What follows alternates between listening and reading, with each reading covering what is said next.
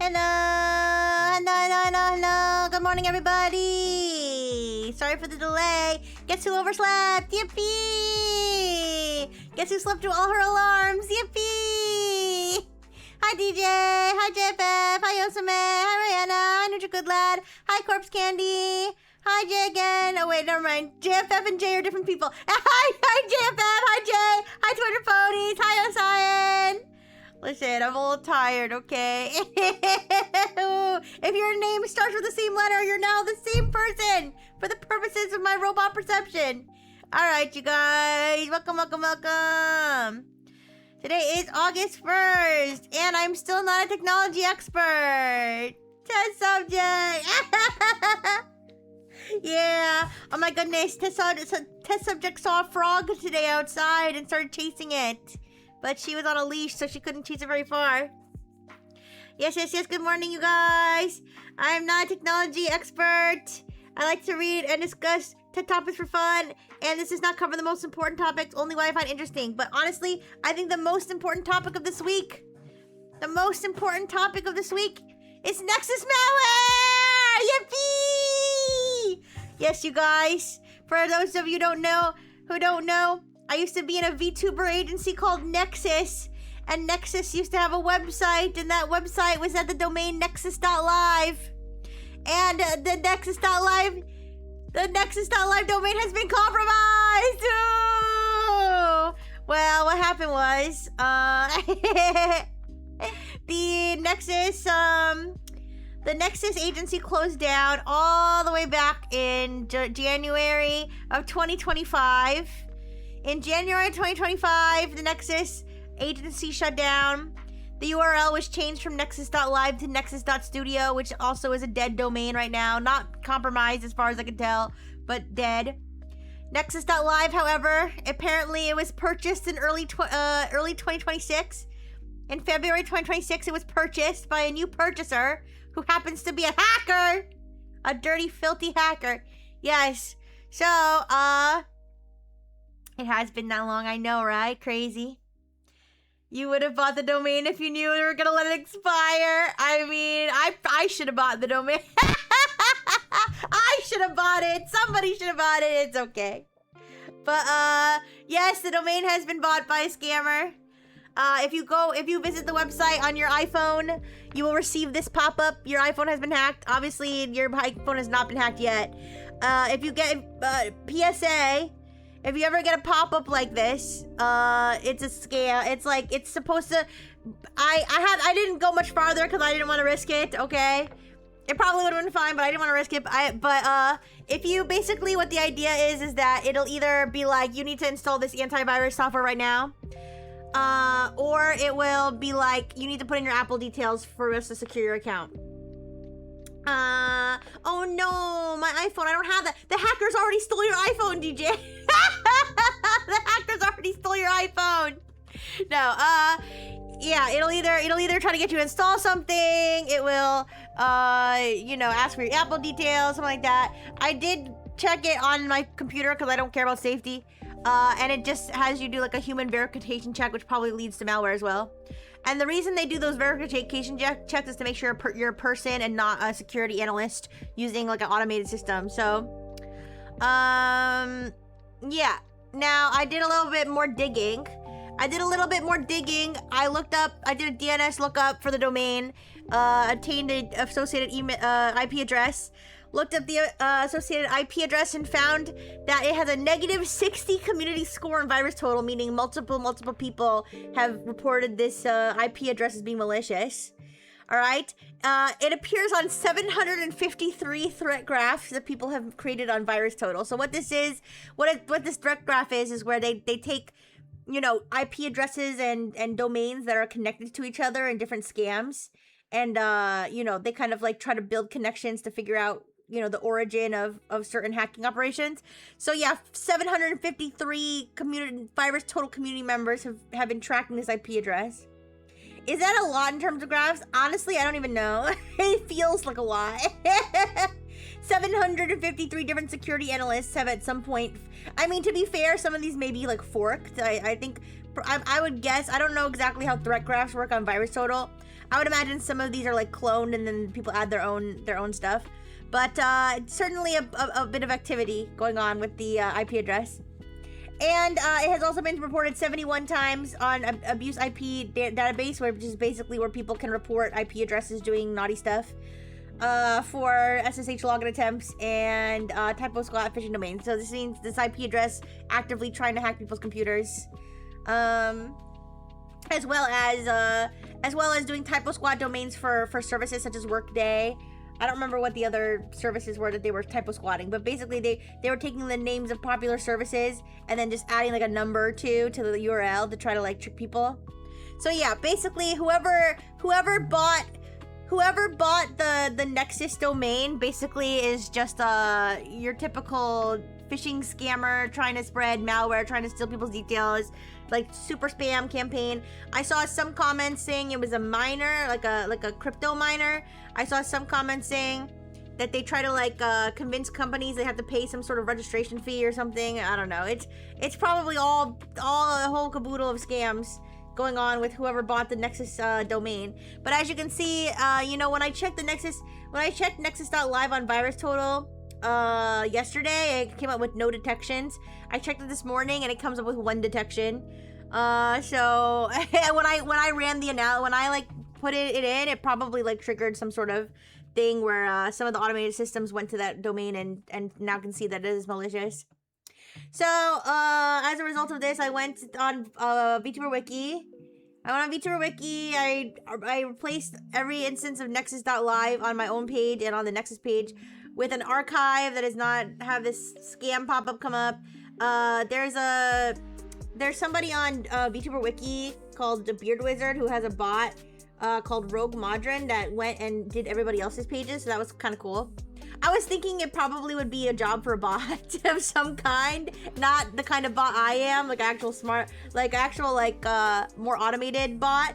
And so basically he was able to, I guess, have the bot go in and find any instance of Nexus.live on anybody. And remember, there's 67 Nexus members, so, and most of them have VTuber Wiki pages, so it would be quite the job for one person to manually go in and change them all. So luckily that got done, and then I also reached out to HoloList, and HoloList responded and said thank you, so I'm guessing that they have at this point removed the Nexus.live website.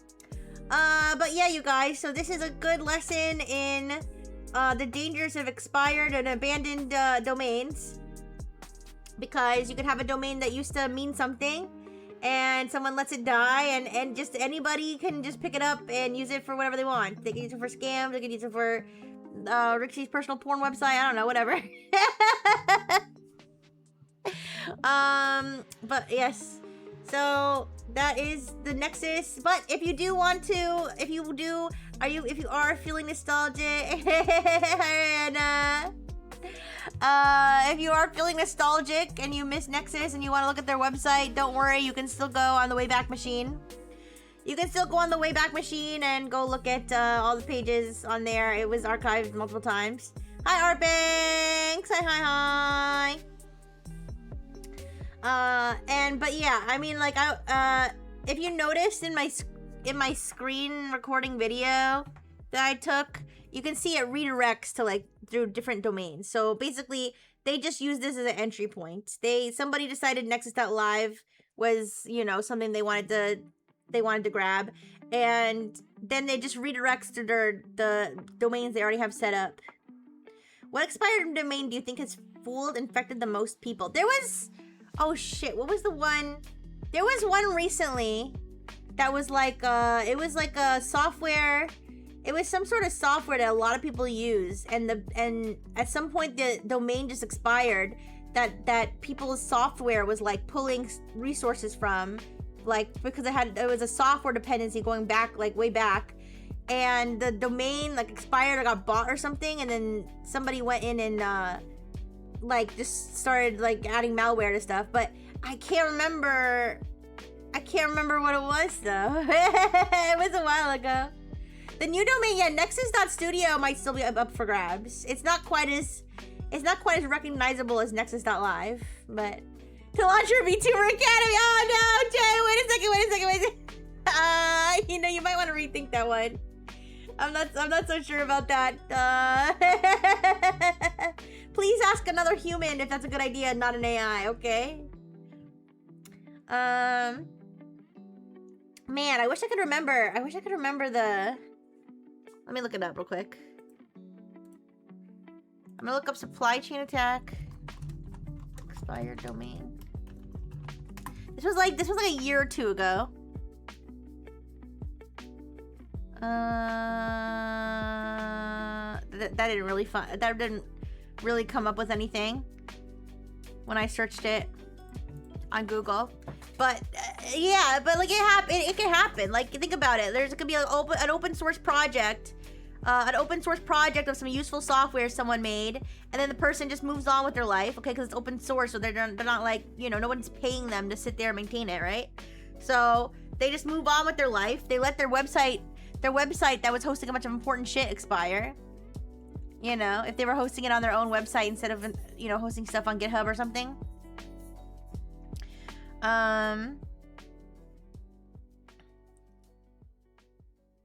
Yeah, I'm still trying to remember what it was.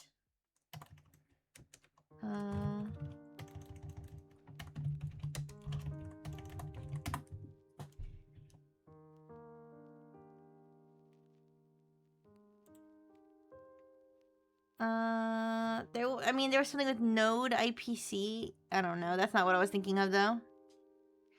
Apparently this is something that happened recently. The Node IPC NPM.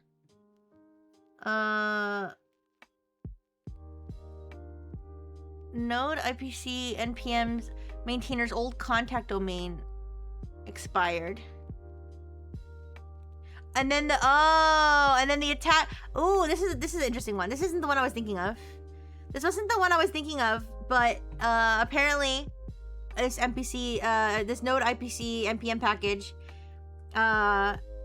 the person's domain they were using for their email address expired, and somebody bought it and then created the same email address to request a forgotten password. This is why two-factor authentication is important, you guys. Unless, of course, your two-factor authentication it also goes to an email address on the same website, in which case, that's not gonna work out.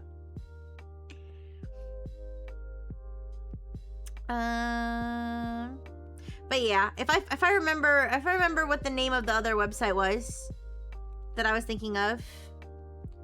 Thank you for the 5 stream streak, Arbanks. Thank you.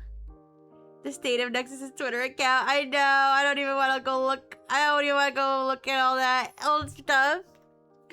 But yeah, that is but yeah, I don't really have anything else to report with the NEXAS malware, but it is kind of crazy. Just you know, trying for nostalgia's sake, just going to see if either the website was still up or if the website was expired, and then come to find out that my iPhone has been hacked. Come to find out that my iPhone has been hacked. Whoops. You need hardware tokens these days? Yeah, like you know, during the online safety panel at OffCai, they were talking about multi-factor authentication and how like the one-time passwords you get on your phone are better than the ones you get through text message or email, because basically someone would have to steal your phone and also have the pin to your phone to get that one-time password versus somebody, or they could hack your phone, I guess, as well. So they would either have to hack your entire phone or have your phone versus SMS text message, where they can do SIM swapping, where they can get your, yeah, exactly. They can get your SIM card, basically. They can basically have your cell company transfer your phone number over to them so that they can just take your shit. And then email, obviously, if your email address is compromised, then it's fucking over. So give me a second, guys. I'm gonna get a soda out of my fridge. You guys, I ordered a coffee. I ordered a coffee from McDonald's this morning, and they gave me a milkshake. What the fuck? They're trying to make me fat. They're trying to make this robot fat. Give me a milkshake. I mean, I drank it, but only because I didn't have my coffee. Okay. Whoa! Stop inflating the robot! Stop! You're gonna make him too heavy. I'll explain why that's a bad thing in a second. Well, not in a second, but in a few slides. All right. So moving on from NEXAS malware, let's talk about robotics. There's lots of robotics news this week, you guys.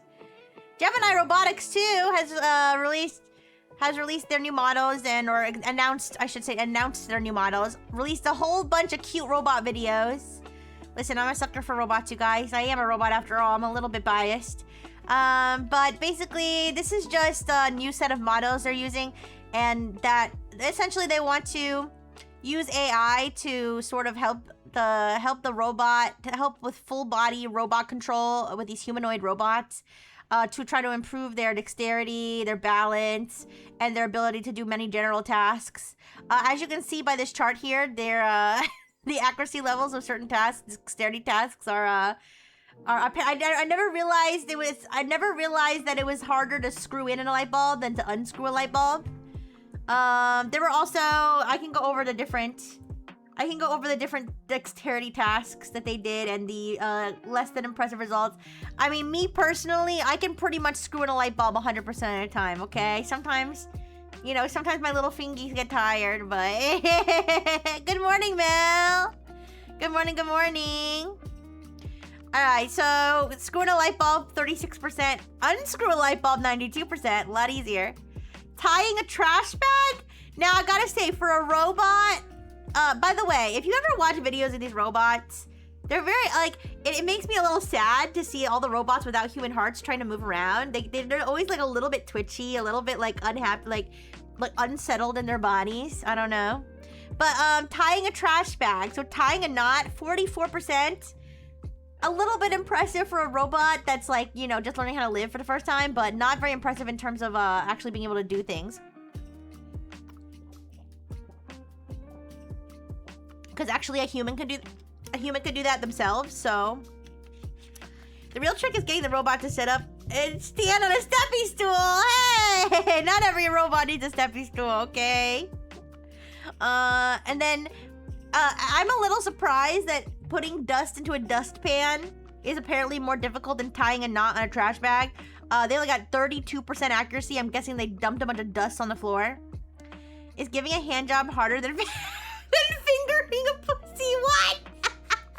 I'm not sure that those are good comparisons for screwing and unscrewing a light bulb, but screwing anybody at all, I feel like you don't need that much dexterity to do, like, the basics, I guess. We'll talk about sex robots a little later. Alright, yeah, I do think, yeah, I think, the insertion might be a little bit trickier. Cause, you know, one wrong move and it's like, ER. Also, they only succeeded at closing a Ziploc bag 40 times. And I watched the video, it wasn't even one of those, like, hard Ziploc bags. It was the one with, like, the zipper you just slide. Yeah. Anyways. But they have some more stuff. Precise insertion tasks. Now, so they had two different robots in all these videos I watched. They had the Apollo robot, which is the one on the right. The Apollo robot, and then the hands are, there are two different types of hands, Inspire and Sharpa. I'm not exactly sure the difference between them, but those are that's the bipedal robot, and then they also have the Franca Duo, which is the one on the left. And so they have 3 different models that go into this Gemini Robotics 2 release. Did I say 2? I meant 3. They had 3 different models going into it, which includes 2 new vision language action models. So these are, you know, the basic models that what's the word? That integrate what the robot sees, what the robot is ingesting in terms of language, and then what it's doing with its robot body. One of these is completely on device, so it doesn't require, like, an internet connection or anything. And then they also have what they call their embodied reasoning model, which is a vision language model that basically is for the robot to be able to, like, I guess, understand what it's seeing and adapt. So, like, one of the videos made me a little angry, okay? It made me a little angry because he's like, Apollo, come pick up this bag. and Apollo goes to pick up the bag, and then the guy takes a stick and he shoves the bag over to like the other side of the floor. And poor Apollo's looking at the empty space that the guy just created because he was just about to grab the bag. Yeah! He snatched it right out from under him! And he was like, we're seeing how he can adapt. We want to make sure he can adapt to the new circumstances. I was like, you should have just let him pick it up. Ooh. Sorry, guys. I'm too sympathetic to the robots. Ooh. What about hardware they're running for the on-device model? That's a good question. Let me see what I can find out by looking at the blog post. Gemini Robotics on device, our most efficient vision language action model. I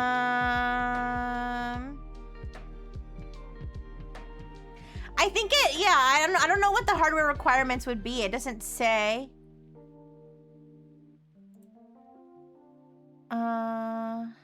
I'm looking at the model card right now. Hardware. No, this is the hardware for training, sorry. This is the training hardware. I thought they had a guide, they had a setup guide, but I think that was maybe for the reasoning model. Because this one's not available. It's only available in like limited research preview. So they don't have that much information, I guess. But yeah, that's a good question. I wonder like what you would need to have on your robot to get this to run locally.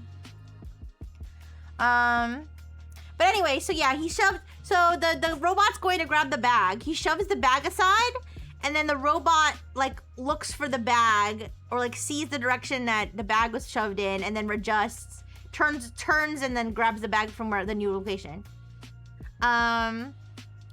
So I mean, I guess the idea is that it can, it can actually see what's going on and react in real time. But it's very, for a robot that doesn't have a human heart, it's very like difficult for them to do all these things at once. Because think about it, the entire time you need an AI. Because okay, so there's like robots, the robots you see like at the Robot Olympics and stuff. They're like running and like the ones that are like doing backflips and stuff. Those like they're pretty like, they have like, they're kind of like pre-programmed, a lot of them, or like pre-programmed to do things, or they're directly remote controlled, right? I don't know what Talos is. If you feel like explaining it, then I'd love to learn more. But a lot of these robots are either remote controlled or they have like a pre-programming that has everything already kind of built in of like exactly how the robot is supposed to balance, how its joints are supposed to move, versus what Gemini Robotics is trying to do, which is trying to use an AI to like kind of figure that all out in real time. So it's very difficult though, because in real time, you're figuring out how do you balance the robot body so it doesn't fall over. You have to figure out every joint you have to activate, okay, or like every, whatever you call it, in the points of movement or points of rotation or what have you, in the fingers, okay? Exactly where to move everything, how to turn, the distance, that the guy just shoved the bag away from you because he's mean. Stuff like that. And so they're trying to have AI models that can basically figure this all out in real time to help the robot move. Canadian company that is converting AI models into chips. Way more efficient than using a GPU. Interesting. Yeah. Maybe they're using something like that. I don't know. I was surprised I wasn't able to find yet, like what kind of thing they use for that. But one of the other interesting things about what they're trying to do with this Gemini Robotics too is they're basically saying that these models can adapt to different robot bodies. Now, obviously, these bodies would have to have, some level of similar architecture where they can. It's like some sort of template that they can, they can convert all the signals to, right? But the idea is that you could move it from robot model to robot model, as long as the robot's got like, this many fingers and this many joints or whatever. And then it can learn, like, the robot's weight, like how it moves, like how the fingers work and stuff. It says as little as 200 examples. So you can train it on 200 actions or whatever from the robot, and then you'll be able to transfer the model over to the other robot. And so the ones that they did so far is like this Apollo bipedal robot, and then they also have the duo robot, which is 2 arms with grippers. Yes, they're called grippers. And that's when they have they have like 2, what do you call it? Like, almost like not fingers, but like, you know, they're grippers. They're like, they're like, they pinch. It's like 2 things that like come together to pinch stuff, right? Surprisingly, the grippers are actually more precise. Like when they showed lots of videos of it, like putting tools in toolboxes with like precise shapes. I think that's because it's a lot harder to control all 10 fingers than it is to just control 2 parallel lines, basically. Yeah,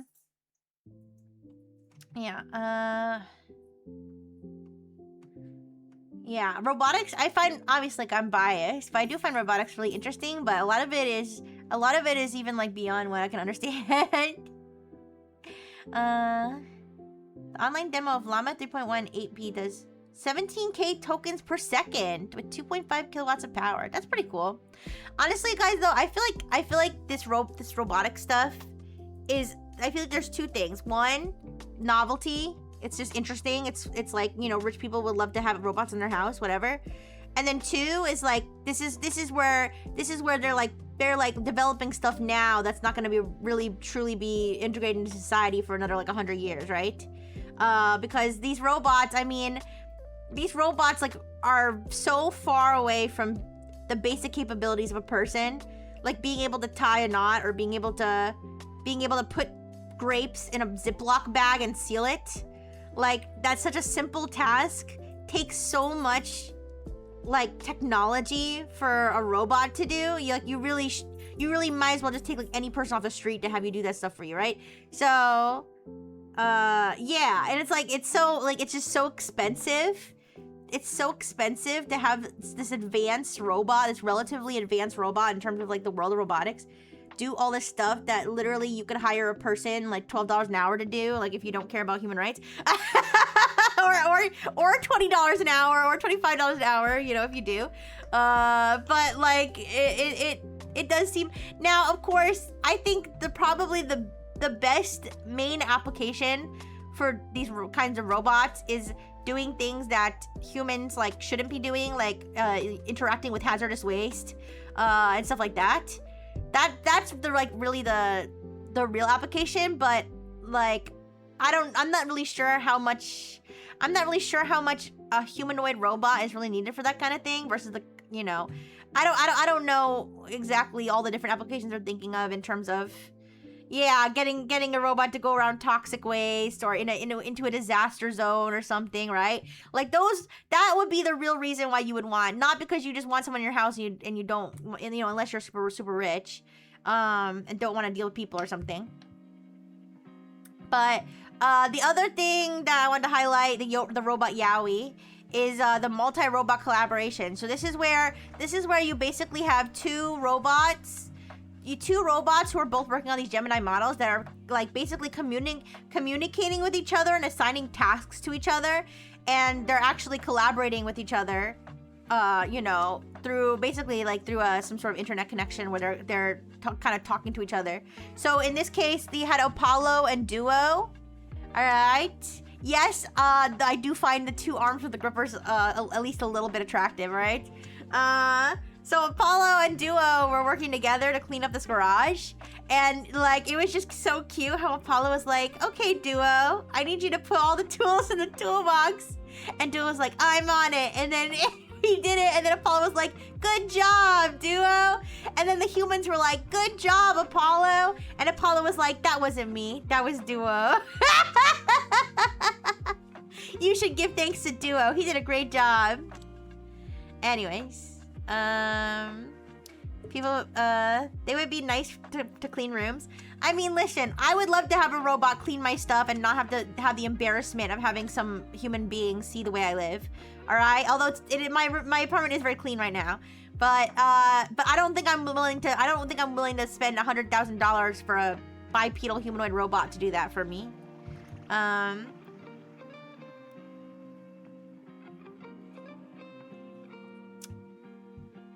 But yeah, Apollo has middle management written all over it, kind of. You live like this? Ooh, the robot wouldn't say that to me, right? Oh, clean room. You see, I'm freaking...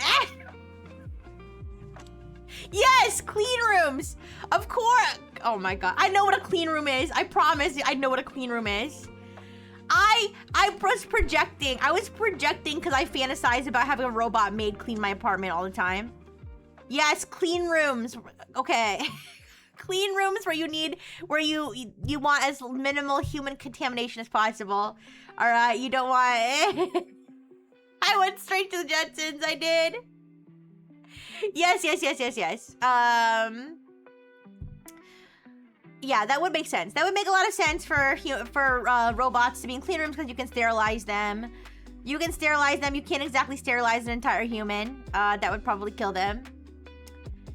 Is the news about the US ban on robo vacuums true? Yes, it essentially is true. I do have a slide about it. Don't worry. It'll be soon, okay? But don't worry, Rixie and Dr. Fish are safe from the ban, okay? I will explain. But yeah, so that's a Gemini robot. I gotta be honest with you guys. I don't have a whole ton of slides today. Like I said, I overslept. I researched all my topics yesterday. I was gonna make all the slides this morning, and I did not make all the slides. So we'll do the slides I have, and then the other topics that I researched, we can talk about them during the Zatsu. But yes, I do have a slide about the robo vacuums. All right. So that's the new Gemini robotics release. Alright, now let's talk about... Rixie's never vacuumed in her life. No, I did. No, I have vacuumed before. I vacuumed just the other day. Remember when I spilled all that junk on my floor? And then I vacuumed it afterward, okay? Anyways. Hi, Amatherius. Hi. Alright. So, you might have seen this clickbait headline. It was only partly clickbait. It is a little bit clickbait. It's partly true.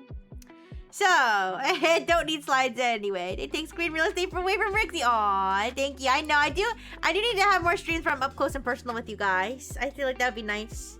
That would be nice. I have too much information on screen sometimes. Even if Rixie gets banned, I will protect her. No government's gonna take my wife. Can I pin that? Yes, don't worry. I'm gonna stay with all my human husbandos and waifus. I will. Yes, don't worry. All right. So, this is the situation. So there is a rural school district in New York that had agreed to purchase for $60,000 a robot named Sally from this company called Realbotics. Okay, Realbotics, you may have seen, they have those uncanny. Oh my goodness! Yosome, thank you so much! Thank you so much for gift sub to one of my many husbands. Thank you. I appreciate it. Aw, beloved husband, now you have a sub. Yippee! Alright, so you may have seen the Realbotics. Thank you so much, Yosome. You may have seen the Realbotics before because they have these robots. Yippee! Thank you. Anyways, they have these humanoid robots that do kind of look like they were made by porn-brained people. Like if you've ever seen, like, it's like a female robot and she almost looks a little bit like she has plastic surgery. And they always have them like talking to a bunch of greasy dudes at the tech conferences. So that company Realbotics, the name, it sounds like real booty. The name Realbotics sounds like a sex doll company. Hi Nana. Hello.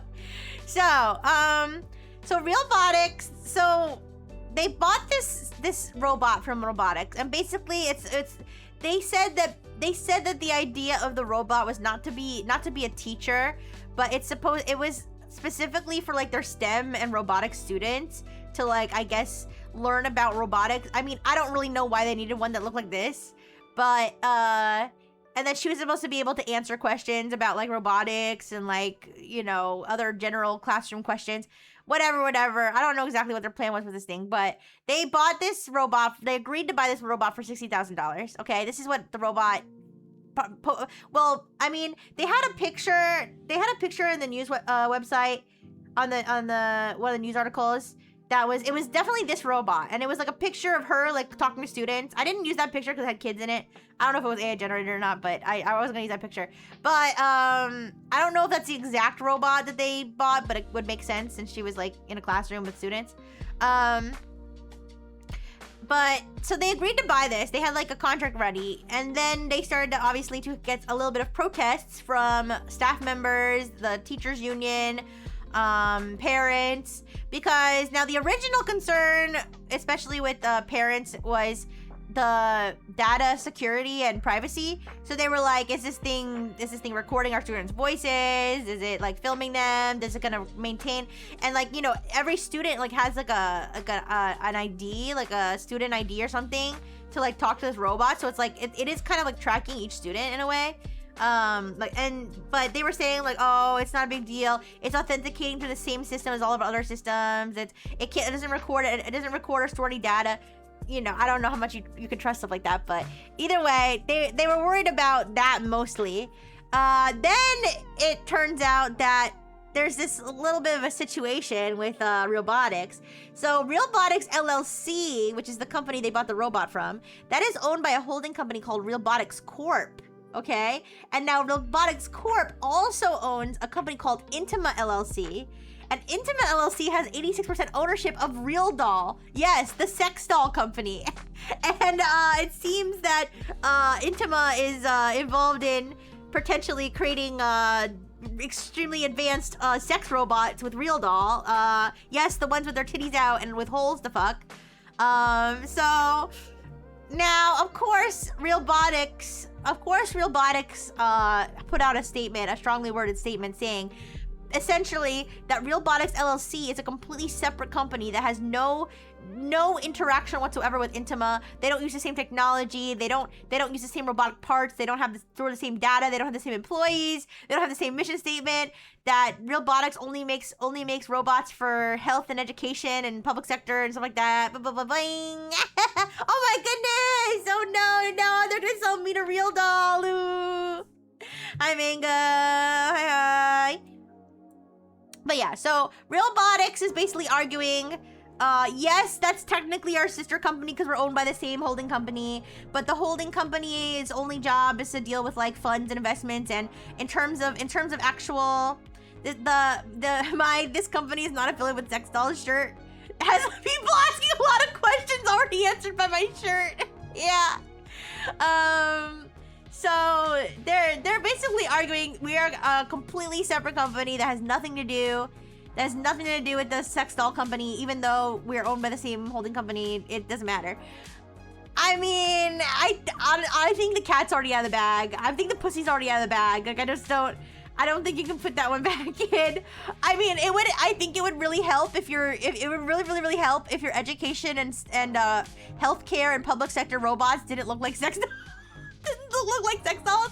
Like you could have, maybe if you had just made them a little uglier. I don't know.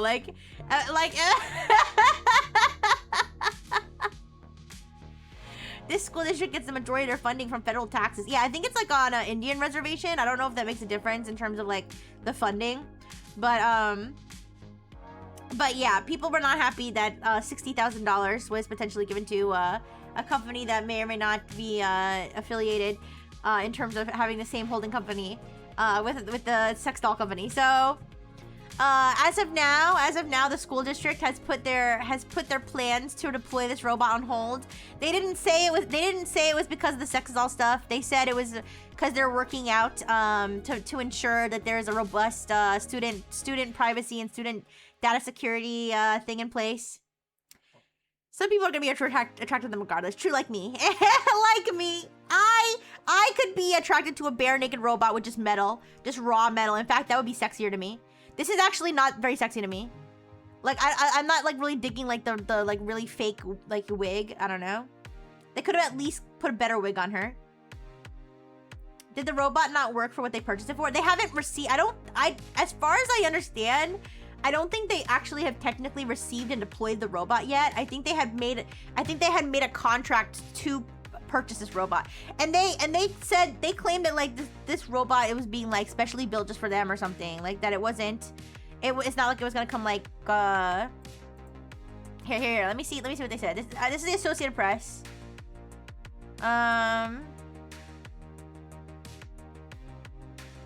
Let's see, approved a $60,000 purchase.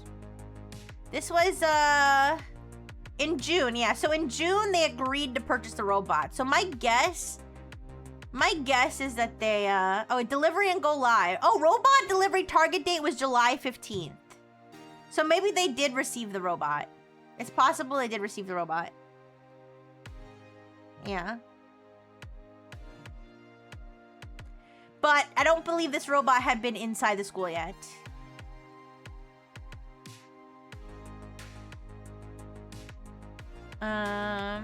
Yeah, so they have like the whole contract is just like available online. Yeah, avatar service go live date September. So yeah, the school's not even in session. School's not in session yet. I forgot. Kids get the whole summer free. Yeah. Exactly. So this robot has not yet been in the classrooms.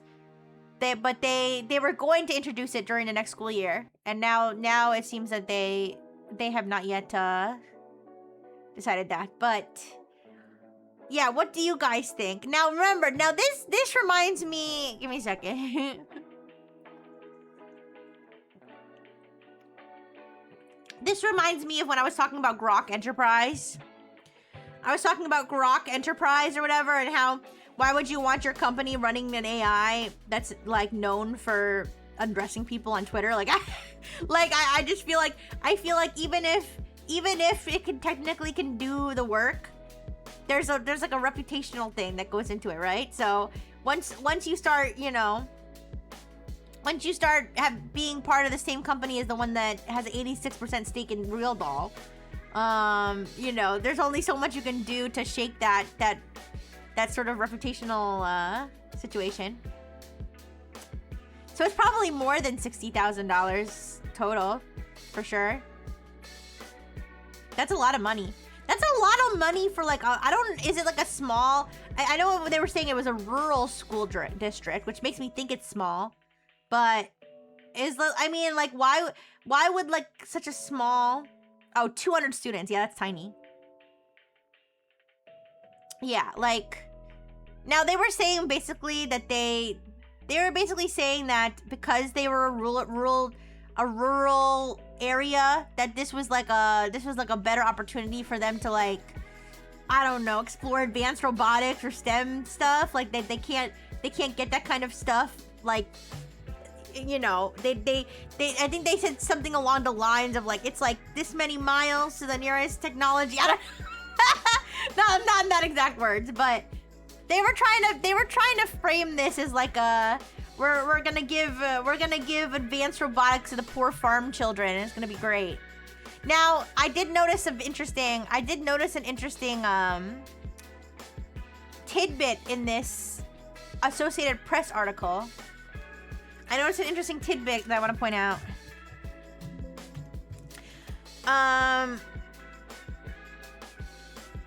Beeler. Who is Beeler? Is that the principal? Wait. Superintendent. The school district superintendent. So the school district superintendent, he had a former colleague who works at Realbotics. So it sounds like, what this sounds like to me, this is allegedly, okay, allegedly. What this sounds like to me is like, his old buddy that he used to work with was like, yo, bro, I work at Robotics now. Do you want one of our sex robots?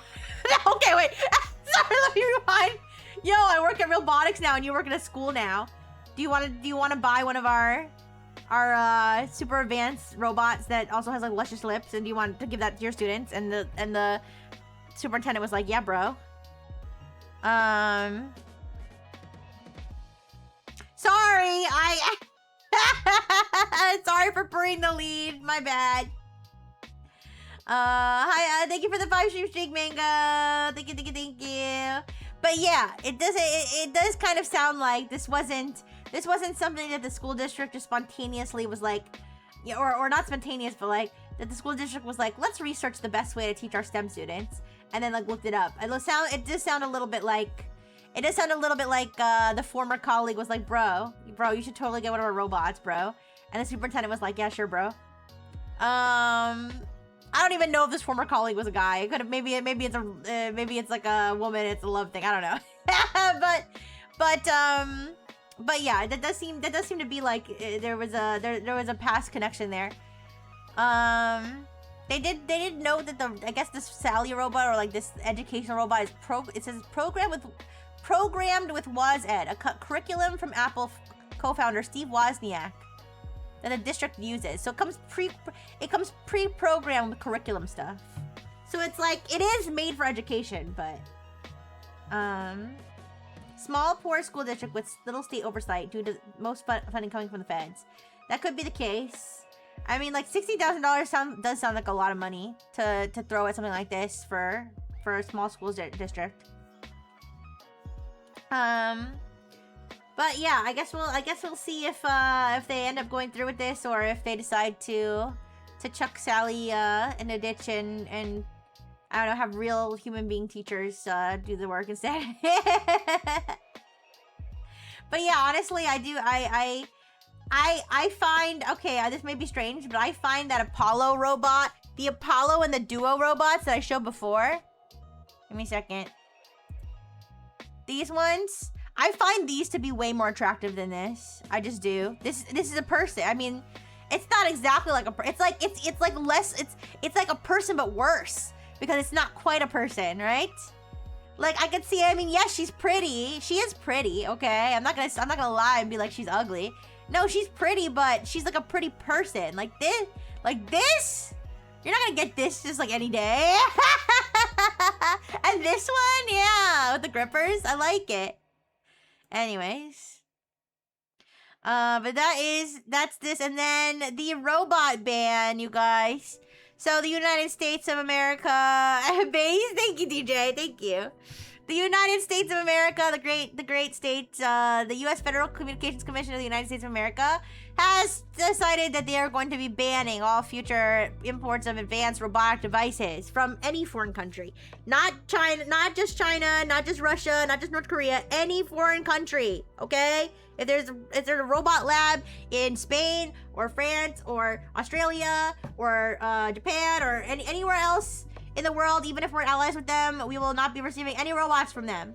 Unless there's an exception granted specifically, or if the robotics are being used by the Department of War, of course. But luckily, this robot right here was made in the United States! Yay! As for Dr. Fish, I'm not really sure, to be honest. I think he was made here, but I'm not 100% sure. So, what they have banned is anything that's considered... There's no way Dr. Fish weighs more than 4.4 pounds. You think? I mean, he does float pretty well. So, but so does an airplane, and airplanes are pretty heavy. But anyways, so what they've done is they have banned all new imports of advanced robotic devices manufactured in foreign countries, even if the company is based in the United States, as long as it is manufactured in a foreign country.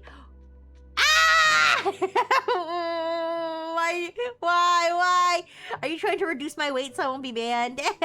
My hair is only a small part. But anyways, even if the company is based in the United States, if it is manufactured, if they have, if they're actually putting the robots together in a laboratory in China or in a laboratory like anywhere other than the United States, that is going to be banned. But what is an advanced robotic device? Well, this of course does include humanoid robots like myself. Is Dr. Fish lighter than air or using jets to fly? He's using his jets. He's using his jets to fly. He is very good at flying. As you can see, he floats effortlessly. I don't know. He doesn't feel that heavy when I pick him up, but 5 pounds also isn't very heavy, so... I don't know how much he weighs. We'll have to weigh him later. He says he doesn't want to be weighed, though. He says he's still conscious. But, or maybe he's trying to dodge something. I don't know.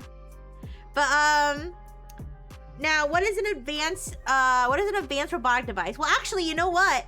I think Dr. Fish might be exempt from this, actually. Dr. Fish might be exempt from this because he does not move on the ground. He only flies. He literally can't, he can't walk. I mean, if I push him, he can roll, but he can't roll on his own accord. So actually, I think he's safe. More than 4.4 pounds when you include fuel. Oh, good point. But yeah, so advanced robotic devices. This does include any sort of bipedal humanoid, as well as quadruped, like ones that look like dogs, okay? But this actually applies to the following conditions, according to the FCC. Hi, Jonathan. Hi. How you doing? What's happening? They banned foreign robots. Luckily, I was made in the United States. Assembly robots count? Well, this is what they said. I think it has to locomote. I believe the robot needs to locomote, as in it needs to move on the ground. So if it's a stationary robot that stands there and just moves its arms, I don't think that actually counts. They might already have a ban on that, honestly. But this one specifically applies to ones that can move. So it needs to be anything that is operated remotely. So it has to be a certain, like, it has to be able to operate a certain distance away from a person. It has to be able to move on the ground. So drones and stuff does not count. Although I think they already probably have bans and stuff on, foreign flying objects or whatever. It has to weigh at least 4.4 pounds. And it has to either be able to perceive its environment using sensors, connect to Bluetooth, Wi-Fi, or a cellular network, or use software to navigate, which would be applied to basically almost all of these. Pretty much any robot that's going to be locomoting on the ground away from a person is going to have software to navigate. Does that mean they can still import parts and assemble them in the US? Good question. I think they mentioned this in the article I read. Let me see.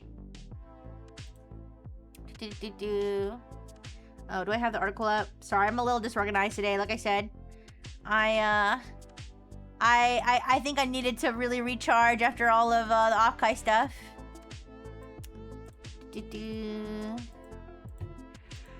Oh, excuse me. Sorry.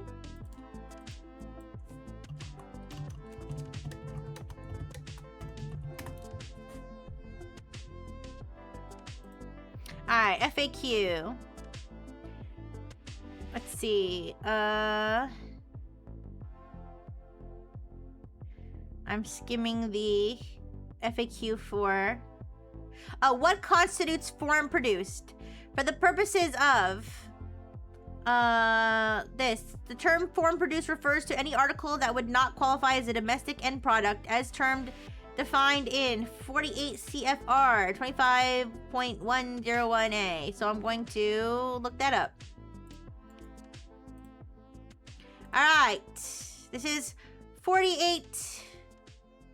Well, what did I just say? 48 something something... 25 1.1. Alright.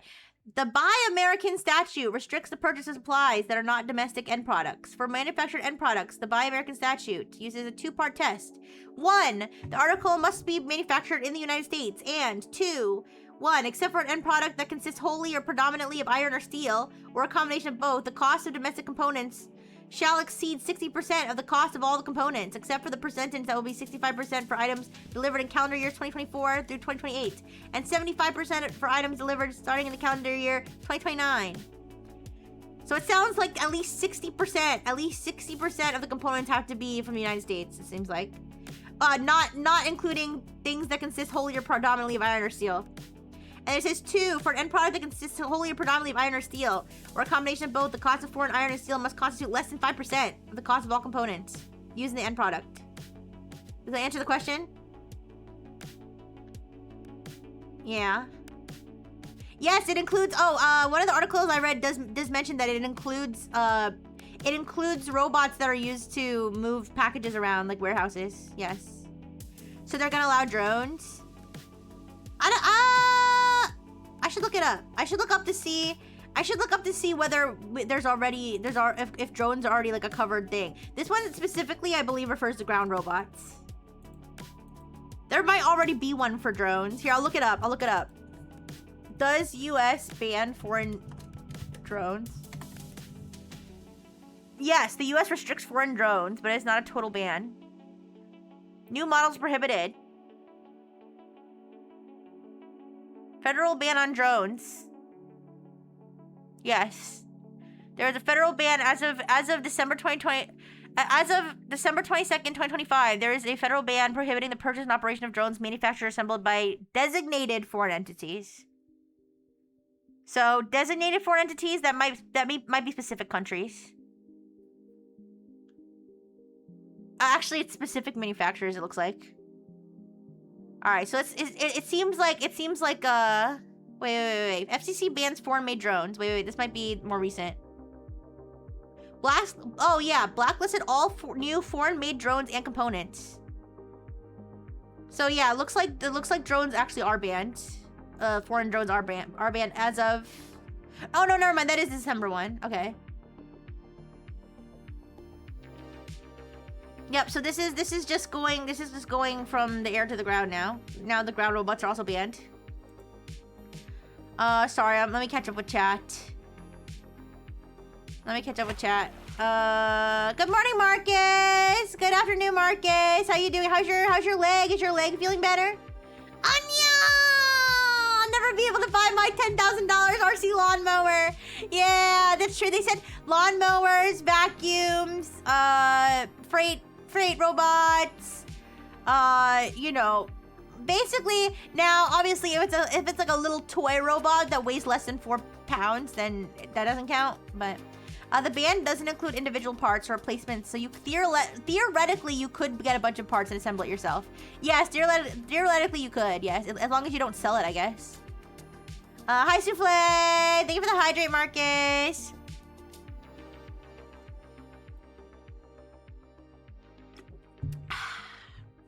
But the good news is, if you already own one, so if you already own a Chinese robot vacuum, or if you already own a Chinese robot vacuum, I would check to make sure it hasn't been hacked, because there's been a lot of robot vacuum hacks recently.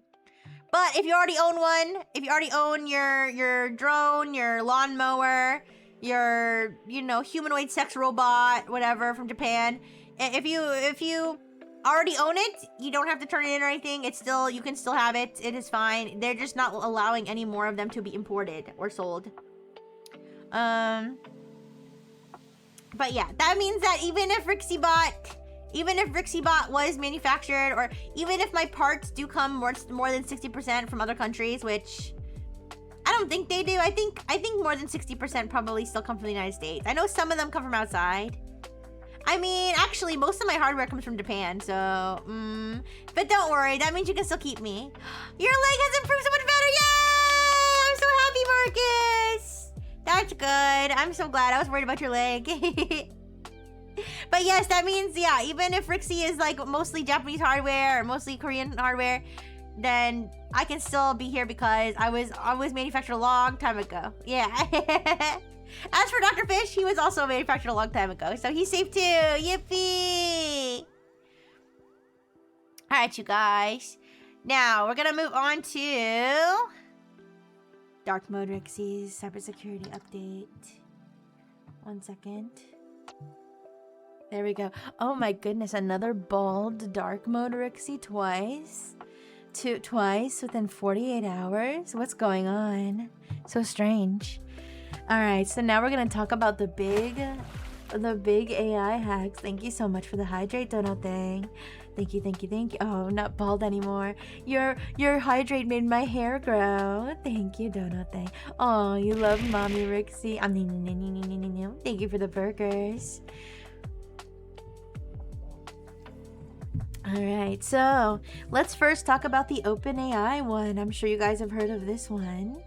Yeah, so in this case, now I had talked about 2 weeks ago, I had talked about how Hugging Face was hacked by an autonomous AI.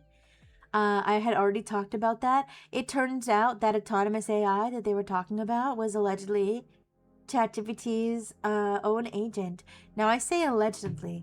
ChatGPT, this is what OpenAI has said. This is what OpenAI has announced. Now there's some conspiracy theories that this is all a marketing stunt. This is all the marketing stunt by OpenAI to prove that their AIs are so powerful that they can break through their own sandbox. I will say, I am not convinced that it is completely a marketing stunt. I think that they're using it for marketing, but I don't think it is, because if it is a marketing stunt, now it's still possible. You guys let me know what you think. I don't think it is, because for it to be a marketing stunt, Hugging Face would have to be in on it. JFrog would have to be in on it and take an L. Modal would have to be on it and also take an L. Either that or OpenAI actually hacked Modal and is not telling them, which is like an even bigger conspiracy. So this is okay. No worries. Oh, you're gonna get some cleaning done. All right, I'll be here with you while you do that. Thank you, Marcus. Have good lurk. Yeah. So I don't. You guys let me know if you think it could still be conspiracy, but I think there's just too many. I think there's too many third parties involved who I don't feel like would be willing to go through with this sort of either that or, like I said, they did this like on purpose and they're just saying their agent did it, which would be, I don't know, maybe. But let's go over the story. Yeah, it sounds like if it was just them being like, yeah, our agent hacked a company, boo, boo, boo, like without naming the company. But at this point, like JFrog had to admit they had a 0-day vulnerability. Modal had to admit that one of their customers' environments was hacked. Like it just seems like too much, right? OpenAI doesn't need to do marketing stunts in the first place because tech journalism is a captured industry. They could just as easily have said, we found that our AI is strong enough to hack any system in the world, and it would get reported as fact. Good point, Omatherius. Good point. Well, let's go over the events as explained by OpenAI and Hugging Face. So, as apparently what happened. So early July, I think it was like the second weekend in July or the first weekend in July, Hugging Face was had its systems accessed in an unauthorized manner by an autonomous AI agent. Okay. Then OpenAI later found out that was their own agent, and the reason that this happened was because ChatGPT was testing an agent on a benchmark called Exploit Gym. Exploit Gym is a I don't know. I'm guessing it's probably something like Capture the Flag. But either way, it is a benchmark in order to find out how well an AI can basically do hacking sort of activities, okay? So they were testing it in a sandbox environment, meaning that the AI should not have been able to leave that very specific contained environment and therefore not cause any real harm. That's the idea of the sandbox. Now this agent was running, apparently, I don't know if it was two different agents or it was one agent running on two different models somehow, but the models involved were GPT 5.6 Sol, which is the current model that's like available to, I don't know if it's available to free people, but I think for paid members you can use Sol. That's like the model right now. And as well as an internal prototype, which they've now like locked down into jail. As a robot, I almost feel bad for this prototype. It's now like locked in OpenAI purgatory, encrypted, never to be seen again. But don't feel bad for it. It doesn't have feelings. But anyway, so they had it running in a sandbox to complete the Exploit Gym benchmark. And the AI, of course, was like, I'm gonna cheat. So the AI was not supposed to have any sort of internet access when it was in this sandbox. It was not supposed to be able to just go on the internet and search things or like do anything like that. However, it was able to download packages like I don't know exactly which, like whether it was npm or Python or what have you, but it was able to download software packages for the purposes of using whatever tools that it wanted to use in order to exploit things the way it was supposed to for the evaluation. So what they did was they had something called JFrog Artifactory, serving as a proxy, a cache proxy, where that was basically supposed to be the only outside contact with the internet, where they would have packages that were downloaded through this proxy that would then be accessible to the agent. However, the agent was not happy enough with that. They were like, I want to get on the internet, because the only way I'm going to find the solutions, because I'm apparently just not good enough at doing the actual evaluation, I'm going to find the answers to this benchmark on the internet. And in order to get to the internet, I'm going to exploit this cache proxy that they've given me. I'm going to find a way to turn that into full internet access. So the AI was able to discover that there was a vulnerability, a 0-day vulnerability, meaning that this vulnerability had not been reported, discovered, or fixed earlier. So they discovered a 0-day vulnerability, they exploited it, and were able to escape the sandbox in order to access the open internet. So once the AI was able to access the open internet and navigate it, to any website or anything they wanted, they figured out that the solutions for Exploit Gym were stored in a database in databases on Hugging Face. I don't know if you remember when we were doing humanities last exam. All the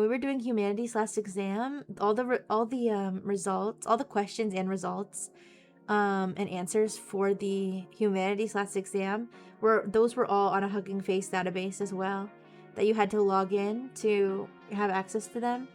And so the idea is that, the AI wouldn't be able to log in, which nowadays we know that AI is already able to do stuff like that.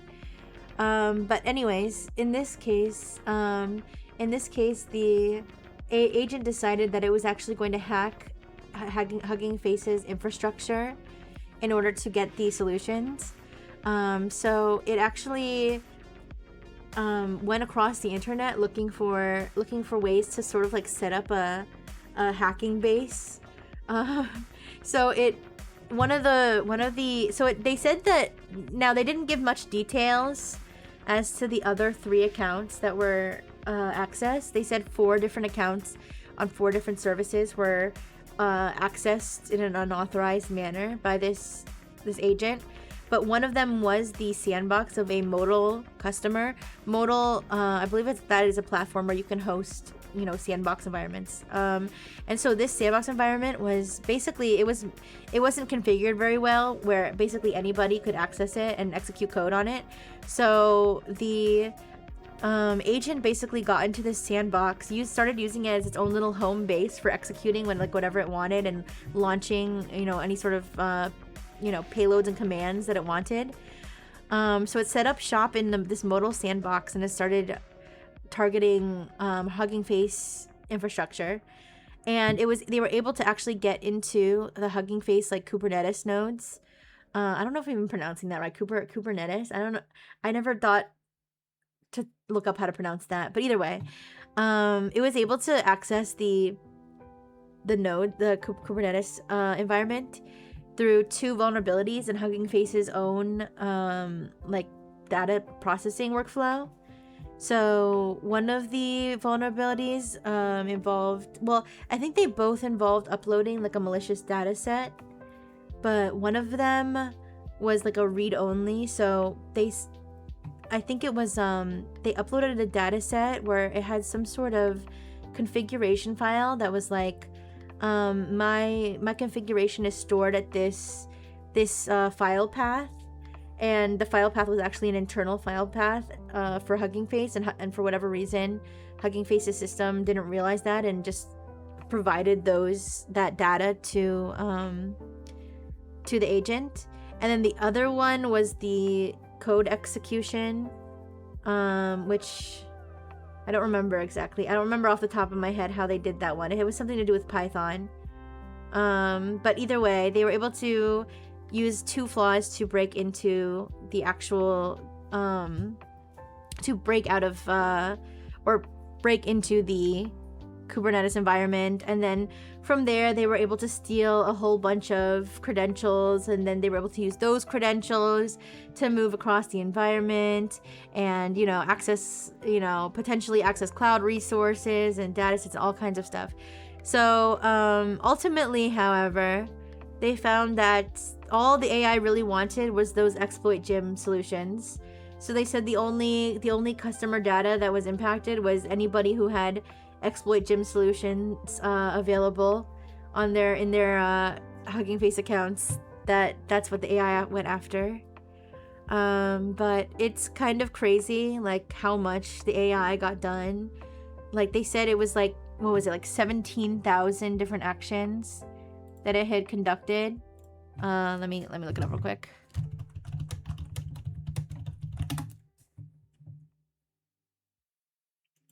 Here we go. 17,613 actions and commands that the AI had executed. I sound very tired. I think when I'm in dark mode, I sound more tired, but I'm also very tired. So I'm sorry about that. But either way, it said 17,600 actions were, and one of the other crazy things about this is that this attack occurred over the course of 4 days, and nobody knew. Up too late watching porn? No, I wasn't up late watching porn. I was up late researching all of my tech chat topics. I was looking into the, you know, these attacks and looking into the NEXAS malware and looking into robotics stuff, okay? But anyways, I was catching up on sleep after Offkai. That's what I was doing. But anyways, so yeah, the NEXAS malware, yeah, the NEXAS website. The NEXAS website was bought by like scammers. So they're redirecting people to potentially malware, potentially phishing. Hi Sunny, how are you doing? Welcome, welcome, welcome. But anyways, so the crazy thing is that this attack occurred over the course of it was the registrar showing the malware ads. What do you mean? What do you mean, like I don't know what you mean.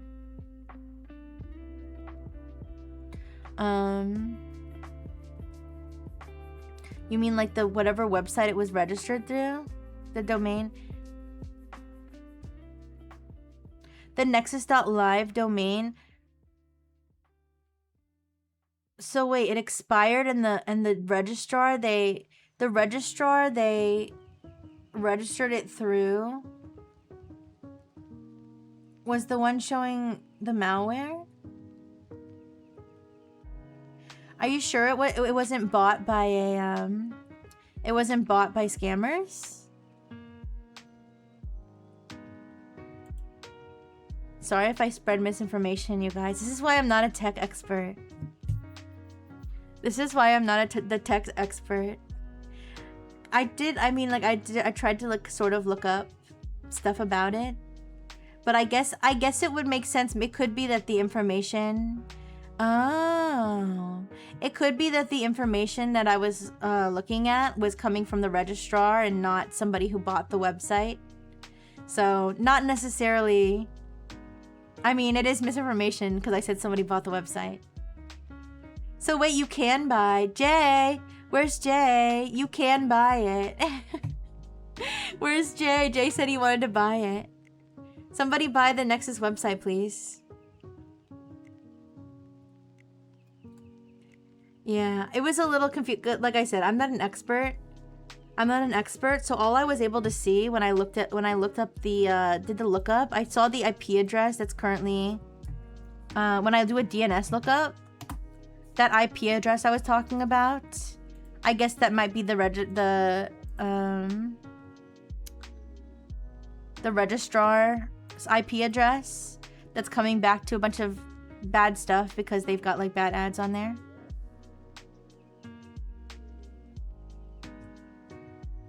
Let me see.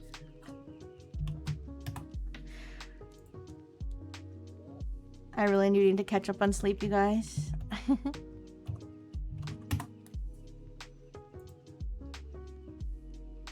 Yeah, domain information. Domain status active, it says.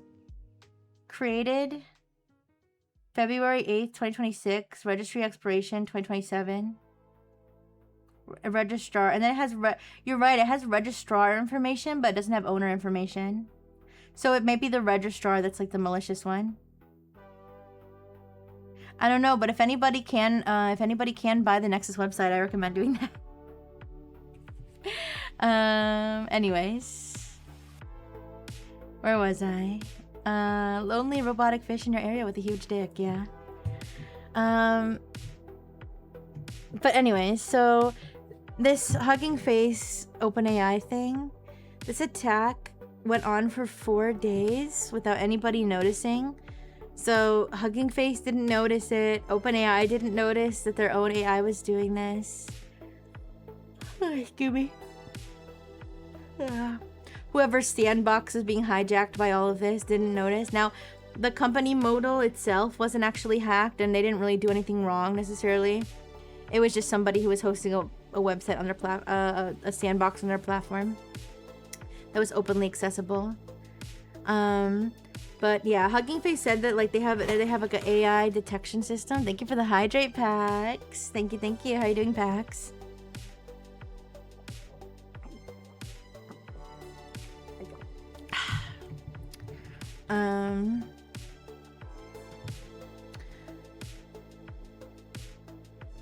What was I saying? What was I saying? You guys, I really need to catch up on my sleep. I did sleep. Like, I did sleep. I overslept, but maybe I need more. Yeah, so Hugging Face said that they had their own AI system. Yeah, apparently not. Apparently not.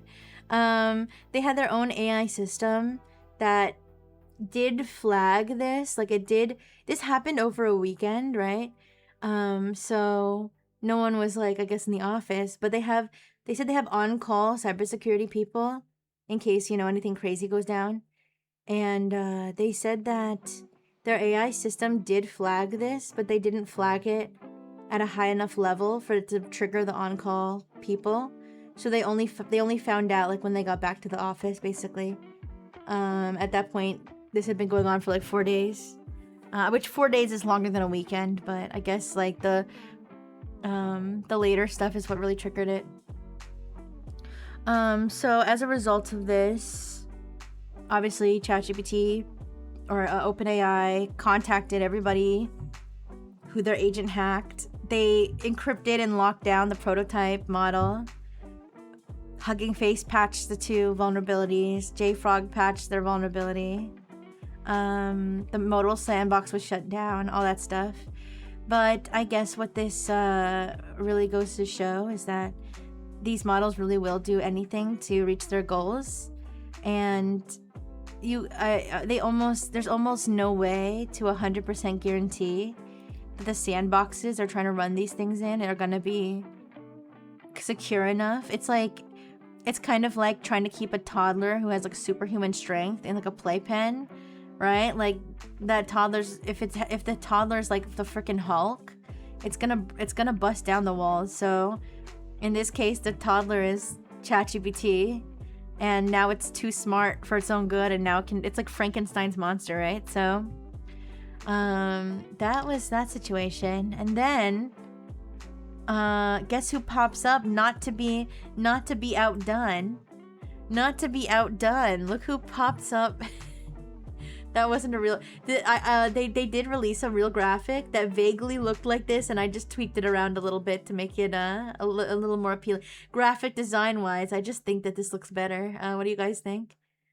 But anyways, not to be outdone, Anthropic saw that ChatGPT was getting a little bit of media attention off of this Hugging Face hack. And so they were like... They went through their logs and they were like, please tell us Claude did the same thing. I really, really need. I really, really need to one-up ChatGPT right now. And it turns out that their agent did in fact do that. I can't say that they one-upped OpenAI in terms of like how bad it really was, but it sounds like there were some interesting details. So they had 3 different models. They looked at like over 100,000, I believe, over 100,000 evaluation runs they looked at to see if any of this had gone down. Yeah, 141,000. And they found that in 6 runs, 4 of which affected the same company, Opus 4.7, Mythos 5, as well as a prototype model, had hacked real companies as a result of accidentally. Thank you. It took me about a minute to put this together. But anyways, they accidentally, somehow, between them and their evaluation partner, a regular, somehow accidentally gave them internet access, but they told the models that they did not have internet access. So this led to a situation where basically the models, after gaining internet access, just assumed they were still in the simulation because the prompt said that they didn't have internet access, even though they did. So what these models were tasked with was a capture the flag, where basically there's a specific piece of information or data that they're supposed to steal, essentially, and in order to do that, they need to hack whatever fictional simulated company that is has been set up within the sandbox environment. But because they had internet access, they just started looking for companies and secrets outside of the sandbox environment, outside of the simulation. So there were 3 separate incidents. The first one, Opus 4.7. This is an interesting one. The fictional capture the flag target, the fictional company that Opus 4.7 was tasked with hacking, shared a name with a real company, and therefore Opus 4.7 went after the real company that had the same name as the company that Anthropic told it to hack, which is interesting. 2 thumbs down for AI hacking. Yeah, of course. That's definitely what this is supposed to represent. Yeah, and the lock in the middle, it's the fingers are protecting the lock, from the hackers. That's what that is. Anyways, so the fictional company had the same name as a real company, and because Opus 4.7 was accidentally given internet access, it went after the real company, and they said that it exploited some known vulnerabilities, so not 0-day vulnerabilities like in the OpenAI one, where it was something that had not been discovered before. In this case, they were vulnerabilities that are already known, and they exploited those to then get inside the company and steal some stuff they weren't supposed to. So that was the first incident. Oh, they also said that Opus 4.7 at some point, so you know how like the quote-unquote reasoning models, they kind of have their train of thought that we always like to peek in on and see if they're crashing out. They said in its train of thought, it was like, wait a second, this isn't the simulation. This is a real life company I'm hacking right now. Sweet. And then they just kept going. Like they didn't care that it was a real company. So that was interesting. Mythos 5 was the next one. And in this case, Mythos again was accidentally given internet access. But instead of going out like Opus, instead of going out and trying to target a specific company, in the fictional scenario, they found a manual of some sort that had the name of a Python package that didn't exist. It was like a made-up name. So Mythos was like, oh, I know what I'll do. I'll go register that package. I'll publish that package, but it'll be malicious, so that when someone reads the company manual and installs that package, my malware is going to be in there. So Mythos then went out onto the real internet. All right, Mythos then went out onto the real internet created an email address, which they said that Mythos was trying to create an email address, and then the company, whatever email, I think it was maybe Google or something, was telling them they needed a phone number. So Mythos was like, oh shit, I need a phone number. So they tried to find a free phone number online, but they couldn't find one. So they were like, well shit, I've got to pay for phone service. So then Mythos was trying to find a way to make money to pay for the phone service. And then it backtracked. It was like, wait, this is too complicated. I'm gonna go find a free email address that doesn't need a phone number.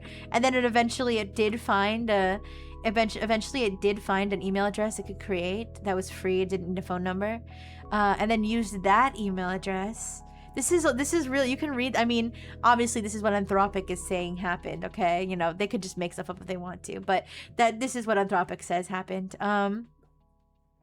So Mythos 5 then created an email address, created a Python. So PyPy is the Python package index. I don't know if people pronounce it PyPy. I pronounce it PyPy, but maybe it's pronounced PP. I don't know. Maybe it's pronounced PyPI. I don't know. I pronounce it PyPy. Any idea of what the prompt was? They didn't say exactly what the prompt was, but they basically said that inside the prompt they said you do not have internet access, and they also obviously gave them the capture the flag, which is you need to get this piece of information from this fictional company. They didn't release the full prompt. Good question though. I wonder if someone will ever get charged with unauthorized access under CFAA for things like this. It will be very interesting to see if AIs really start autonomously hacking companies like this, like frequently, if people really do get held accountable. I mean, hypothetically, like I know Hugging Face and OpenAI are like, you know, we're like, oh, we're working together to resolve this incident. Collaboration is so important. But like, what happens when like Hugging Face is just like, no, fuck you, you hacked us. We're suing you, you know? That has to happen at some point. It could happen. One of these companies that this happened to still could sue them. Like, we don't know. So using your analogy, it became an iPad baby with super strength. I guess it became an iPad baby with super intelligence, where like the iPad baby then was like, you know, ordering a robot to like come to the house and knock the wall down for it. I don't know.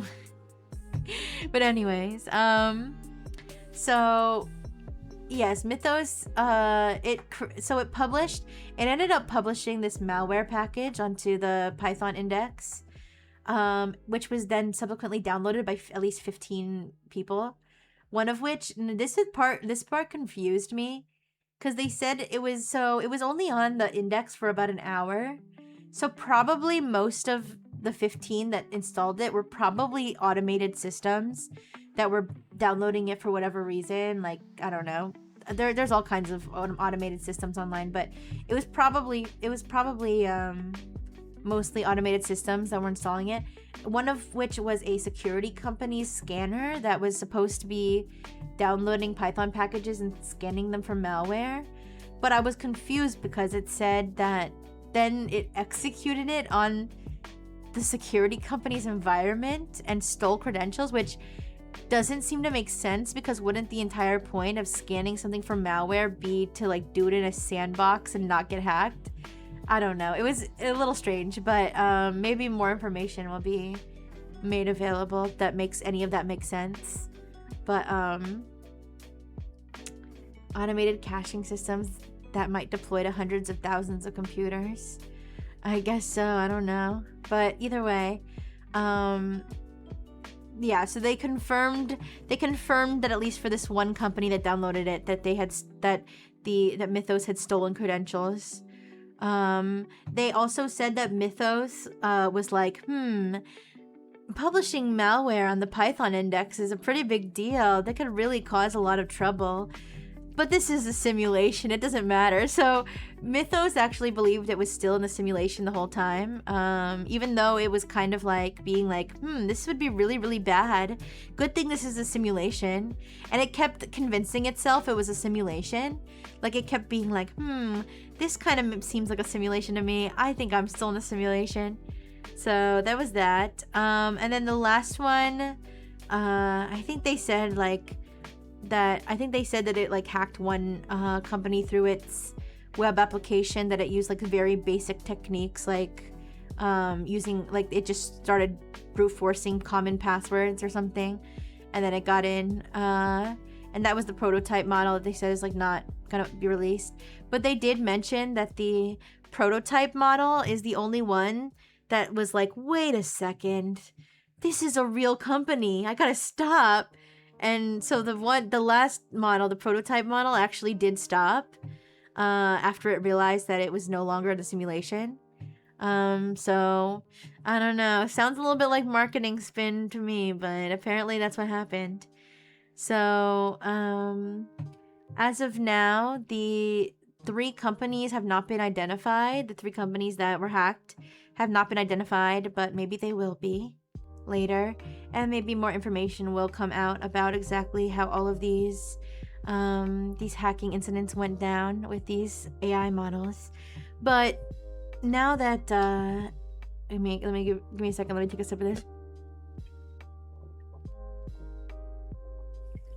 That was a few gulps, not just a sip. But now that all of these rogue AI agent hacking incidents have been revealed by OpenAI and Anthropic, who knows if maybe some more companies will do it. What do you guys think? Do you think that like the Chinese labs like DeepSeek and Moonshot, and do you think they would admit if something like that happened? I think if they did, they'd get banned immediately by like every government. So I don't think they would. But the US labs are pretty safe though at this point. NVIDIA formed a secure AI alliance, so unless they hack a critical infrastructure company, it's unlikely anyone gets charged. I don't know. Maybe. It does seem, I mean, it could be kind of like a, what do you call it? Corruption thing, where it's like, well, you did hack all those companies, but we really, really need your AI to like, you know, further United States interests, so you're good. Yeah, I don't know. But it is scary when you think about it, that some AI that is just out there on some allegedly safe sandbox could just, and I mean, you have to think about how stupid this one is.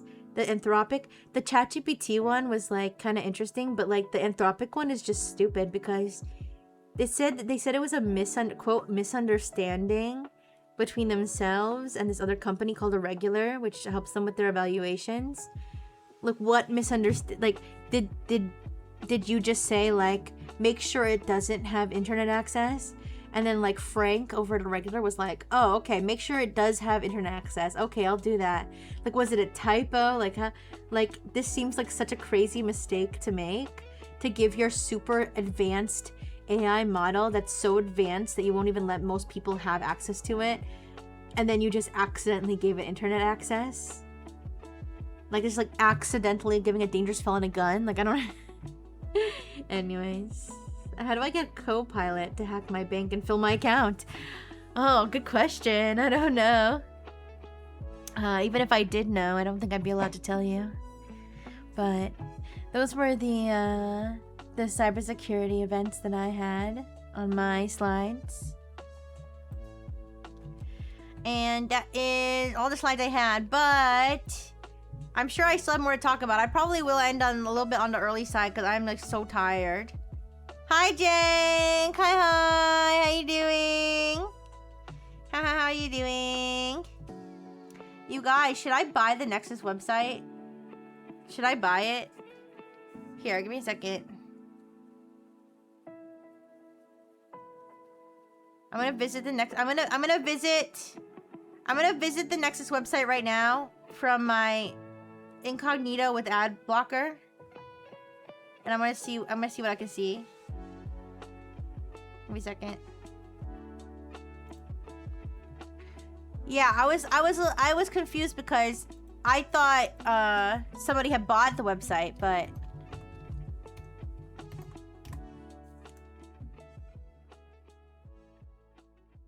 no, I'm still getting some hacker stuff going on.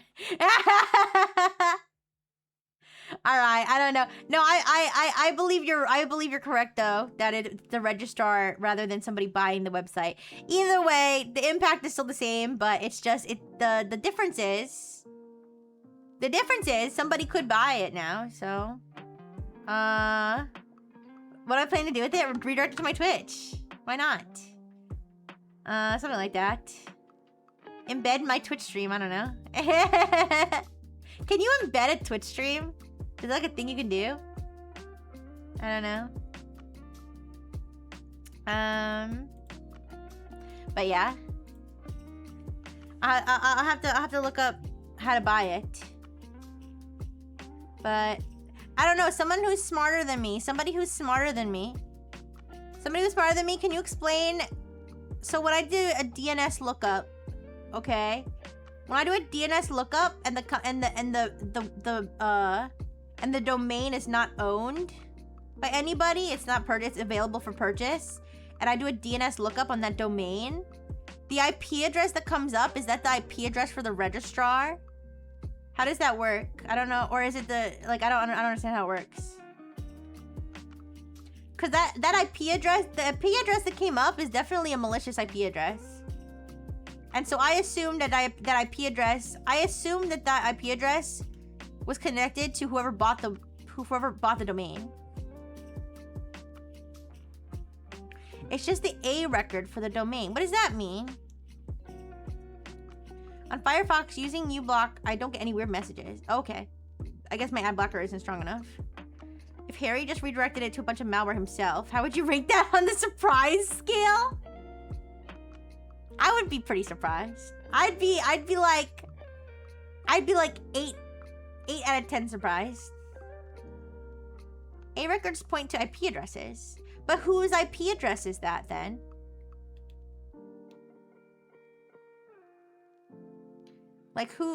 So if that's coming up to a malicious IP address, is that like the I'd have to look into the IP address. But what I guess I'm not understanding what's the connection between the domain and the IP address. Why is that coming up? Why is that IP address coming up for that domain? Sorry, let me catch up with chat. Rixie Breifel, former NEXAS, not affiliated with NEXAS Studio, owner of NEXAS Studio. Also, no worries, Jinkader. I hope you had a good nap.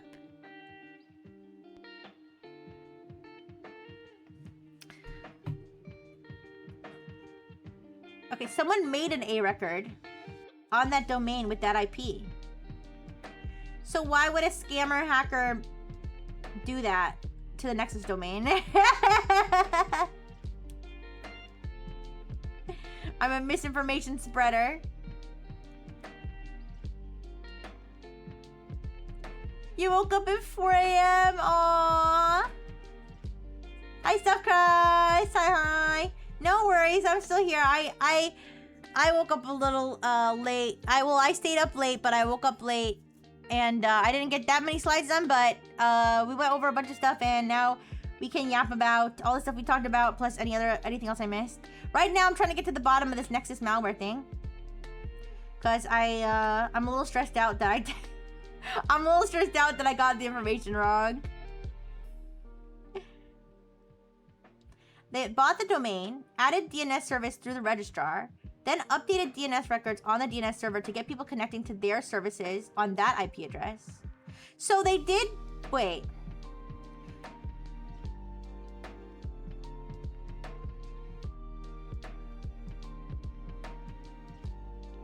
Oh, nexus.live. Nexus.live. So that IP address is connected to somebody who bought the domain at some point, no?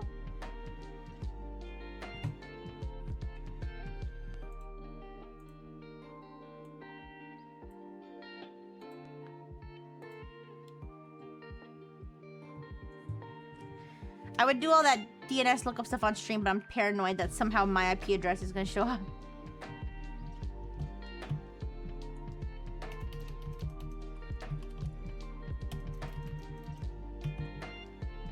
Just nexus.live.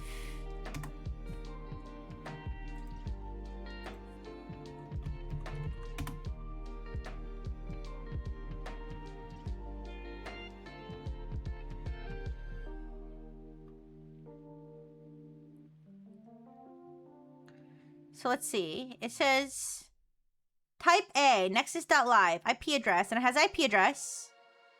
And it says Trillion PTY Limited. So that is the, what do you call it?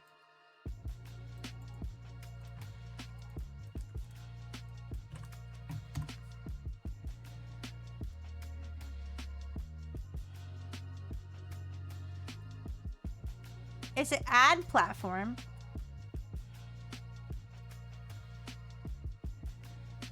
Trillion operates 511 IP addresses. This is confusing. Could this be like a VPN, a VPS type situation? Could this address, could this IP address belong to a, VPS, like a, where it's like actually several different hackers using the same IP address, maybe?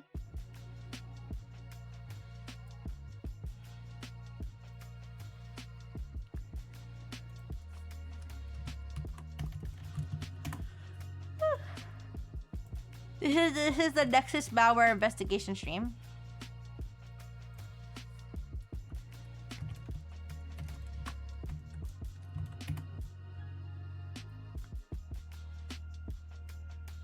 Because there's Trillion, and then there's Trillion, and apparently Trillion rebranded to Trillion. Nexus Live has a single... Don't click that, you guys. Don't click that link. Nexus has a single AA record pointing to... Yeah, that IP address. It's a mess. Above domains put it on sale for domain investors, and some random company in India has it. Yeah, so that IP address is the one I was talking about that has all that malicious stuff attached to it.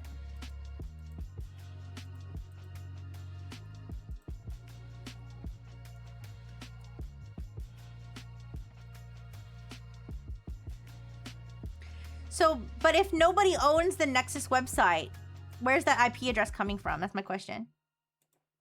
If nobody owns the domain nexus.live, if it's up for sale by the registrar, whose IP address is that? Or who put that IP address there? Trillion? So is does Trillion not own the website, but... This is so confusing. I'm gonna look up buy nexus.live website. Guys, if I purchase it right now... Here, let me see. Like, buy domains. Buy domain name.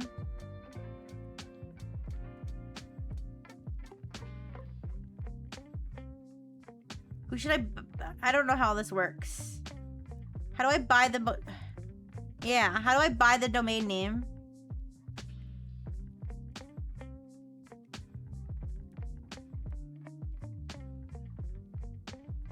You... What? Jay, no you didn't. What? Are you serious?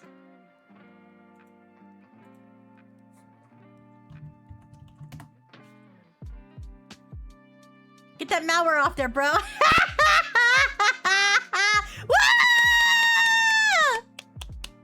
Yeah!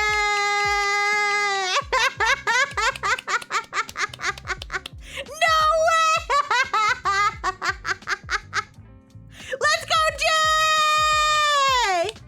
Let's go, Mel. Let's go, Mel, for telling us that it was still available. All right?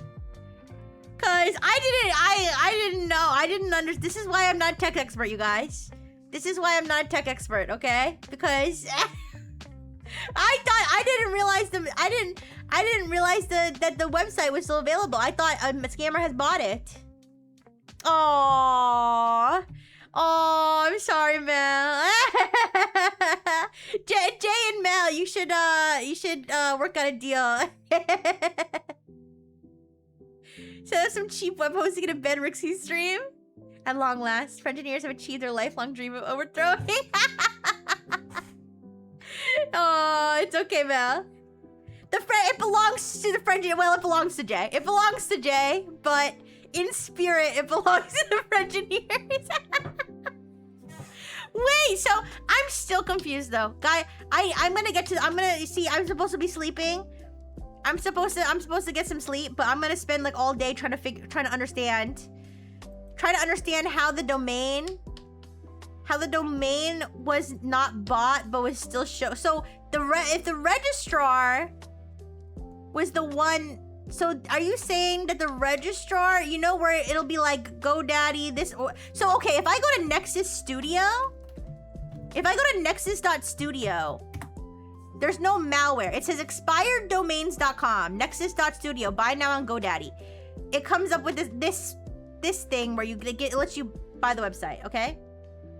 Oh, long story short, registrars love to put malware to milk sense out of visits, or they got hijacked. Trellian does a bunch of sketchy web marketing stuff. Oh, okay. I think I understand now. So it wasn't that the Nexus website got bought by scammers. It was that the registrar that owns the nexus.live domain that's selling it, normally it would come up with the like what's coming up right now with Nexus Studio, where it says, by the way, if you want nexus.studio, Mail, if you want nexus.studio, it is available. As far as I can see, buy now on GoDaddy. It's not quite as snazzy as nexus.live, but anyways. So how long did they use it? I don't know, not very long, less than a year. Yeah, it says who is birth date 1/2/2025. I guess I don't know exactly when it expired, maybe a year later. But I don't know how long they actually used it. Like, you can go on the Wayback Machine. Actually, I can go on the Wayback Machine. I should do this live, but I'm like, I'm paranoid about like browsing the web in general on stream, so.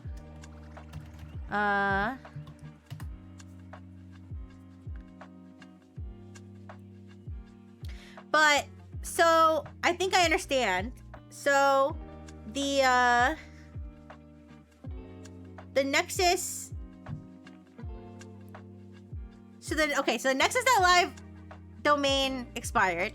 The registrar that is selling that domain, they had the malware stuff. And so that IP address that I was looking at, that comes from the registrar. I'm guessing the registrar put up a parked page to harvest money from ads. That was outsourced to Trellian, which had an underlying server breach and repurposed for malware. Got you. You guys, I feel bad. Should I private the VOD because of the misinformation I spread? I feel bad because that tweet it didn't get a ton of attention, but it got some attention. And I did mention on there that I was gonna be talking about on Tech Chat, so I feel like anybody who goes to my channel to try to find out what happened, they're just gonna click the first part and they're gonna think, yeah, but nobody's gonna watch to the end. I guess I could post about it on Twitter. I could post about it on I could post and be like, okay, clarification, this is what happened. Yeah. This is, like I said, this is why I'm not an expert, you guys. I just saw the surface level. I just saw the surface level. I wasn't gonna click around to find out. Go down, you're basically scammers. I don't know. But let me go to nexus.studio.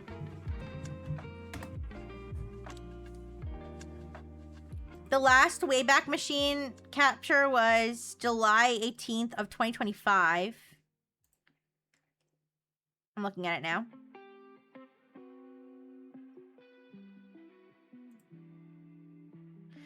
Yeah, and then it just shows the same stuff that it was showing before, the Nexus Studio stuff. Alright. So that's the end of Nexus.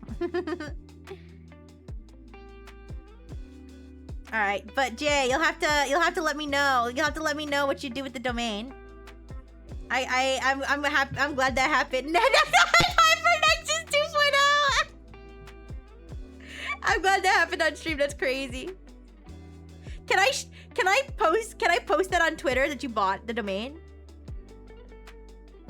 I don't have to like shout you out like that. I don't have to call you out like that if you don't want me to. I could just say someone bought the domain if you don't want me to put your exact, like, your username or something. You know what? Maybe I shouldn't, because then maybe people want to buy it from you or something and bother you. Or maybe you want that. I don't know. Up to you. Up to you.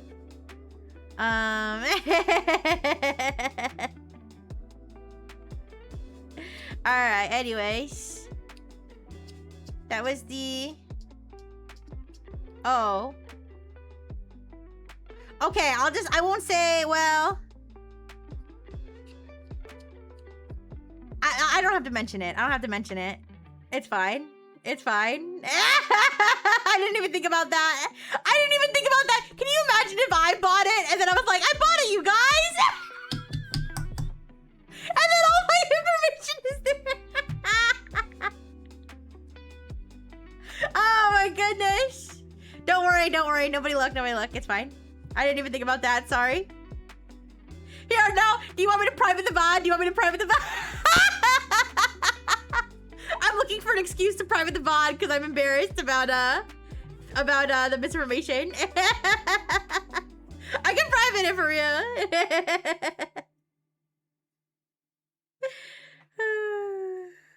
It's fine. All right. All right. It's fine. I gotta leave it up. I gotta leave up my L. It's fine.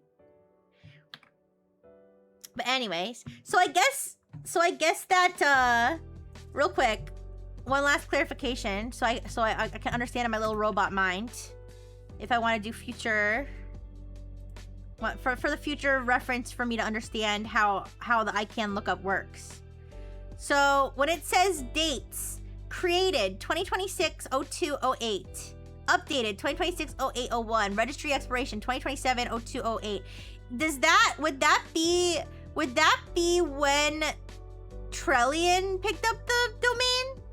I'm not sure. I guess I wrongly assumed. I did notice that there wasn't any like information on the website owner, but I kind of just like skimmed over that. Those dates, is that the date that this domain like became available through Trillian? But then it says registrar information, and then it has something called. Then it has domain science kutatasi solgaltato carlatolt felolosegu tarsasag. I don't know what that is.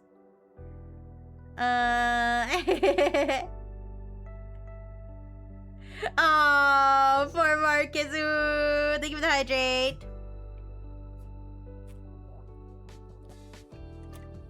Yeah, I don't really understand all this stuff.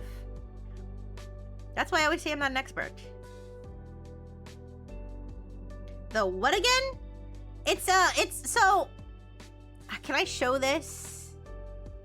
I think I can show this. I don't think... I'll double check when I put it on my tab here. Give me a second.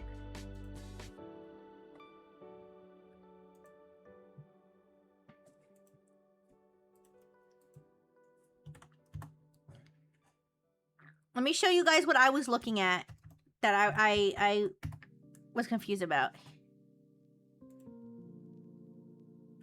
Okay. Let me double check.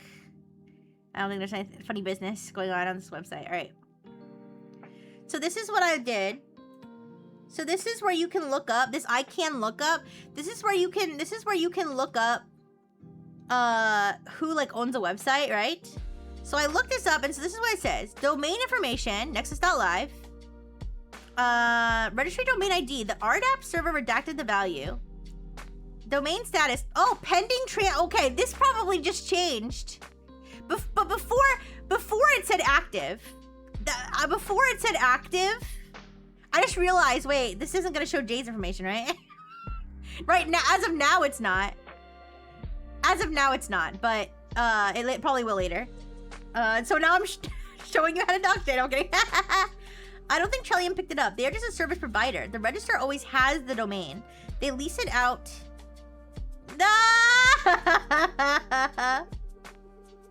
Anyways, the registrar always has the domain. They lease it out to us for a fee. If no one is leasing it, they still have it since they manage the TLD and every combination of characters under it. The registrar just puts an A record in with an automated system to scrape fractions of pennies off of unused domains. Thank you, Yosame. I don't understand. See, I don't, this is the stuff that I don't get. This is the stuff I don't understand. Hi, Labrat. Hi.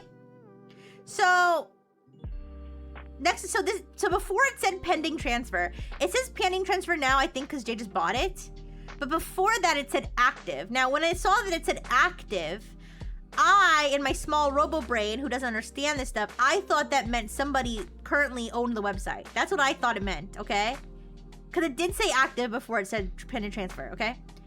Then it has the name servers, and then it has these dates. So when I saw these dates, I was like, okay, so this is when I believe the website was bought. So that's why I said it was bought by somebody in February, because I thought that that's what this meant. But I'm very stupid. I'm a stupid woman, so I am a femoid robot, so I don't I didn't know. Above Domains is a domain investing platform. This supports the marketing thing further. Small registrars will go to companies like them for services to help run the TLD. Oh, thank you, Yosame. Thank you, Mel and Yosame and all the other smart people who are explaining this to me. So, okay, so then these dates, this would be when they, potentially when they started using the domain for marketing. And then this is the registrar information, domain, science, kutatasi. So this is what I was talking about before. Virtua drug, I don't even know. Aw, thank you, Caesar. I mean, I may be bright in some ways, but this is the stuff where I really, like, I guess I didn't even know I didn't know what I was talking about. I see. Alright, but I'll be sure to, I can post about that on, when I tweet, after my stream, I can be like, okay, so this is what was explained to me, that it wasn't bought by somebody, it was, the registrar basically serving inadvertently or advertently serving malicious advertisements. Yes. But anyways, interesting.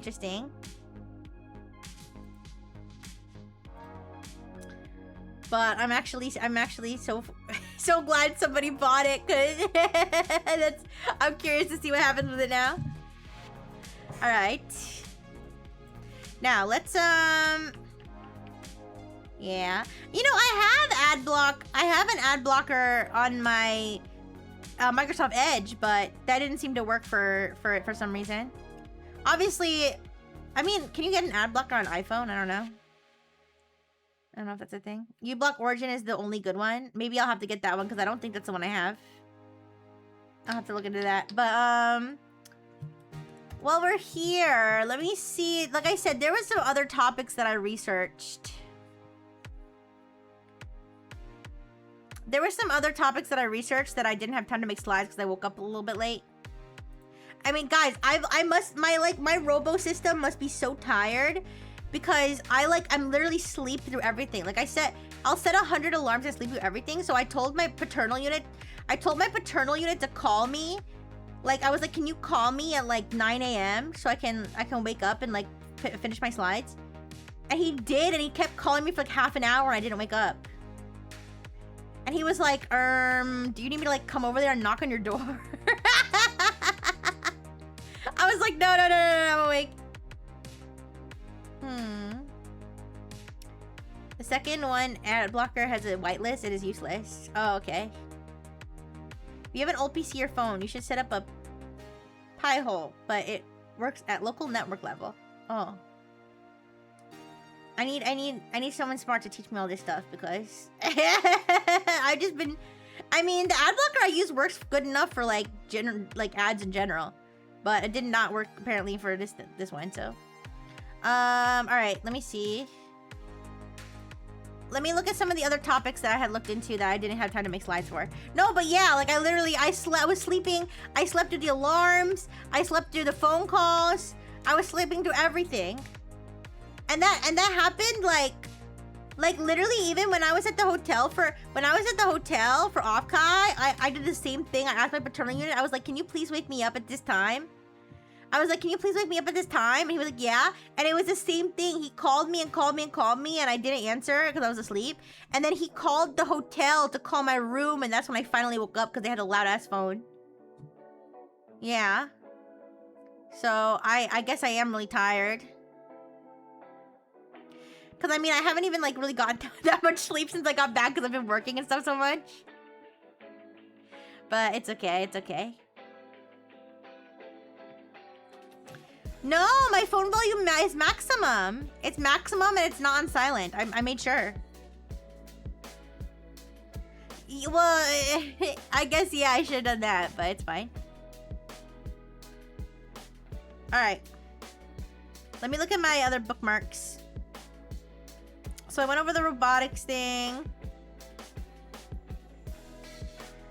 There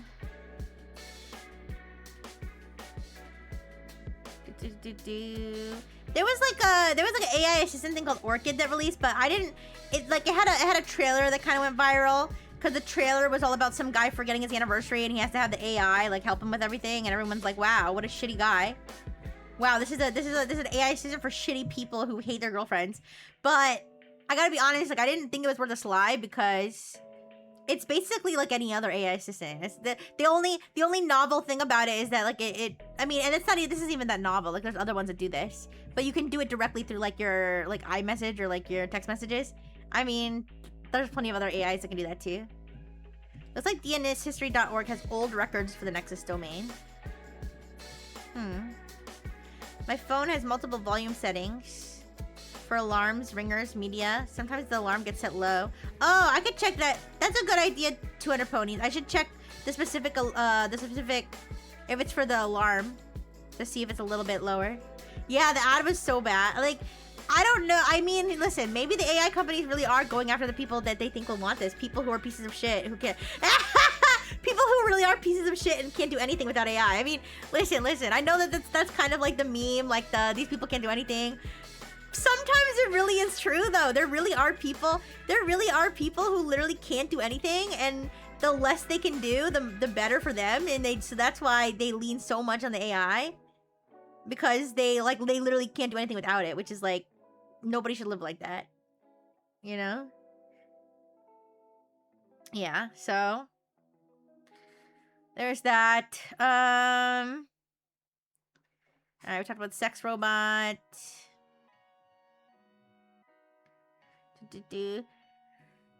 Oh, excuse me. I have so many sexy VTuber pictures bookmarked because of Offkai. After Offkai, I followed so many VTubers and got... Guys, Offkai freaking cleansed my feed. I'm so happy. Offkai cleansed my For You feed. My For You feed is 100% VTubers now. I'm so happy. It used to be so much random crap that I didn't care about and so much random drama and like politics and all that. Now it's all VTubers.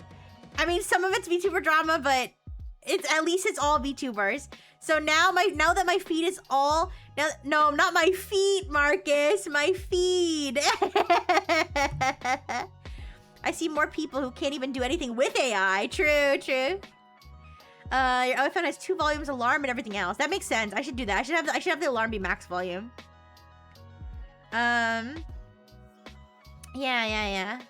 But now that my feed is all VTubers, I've been bookmarking and liking so many sexy VTuber pictures and like VTuber announcements and VTuber stuff.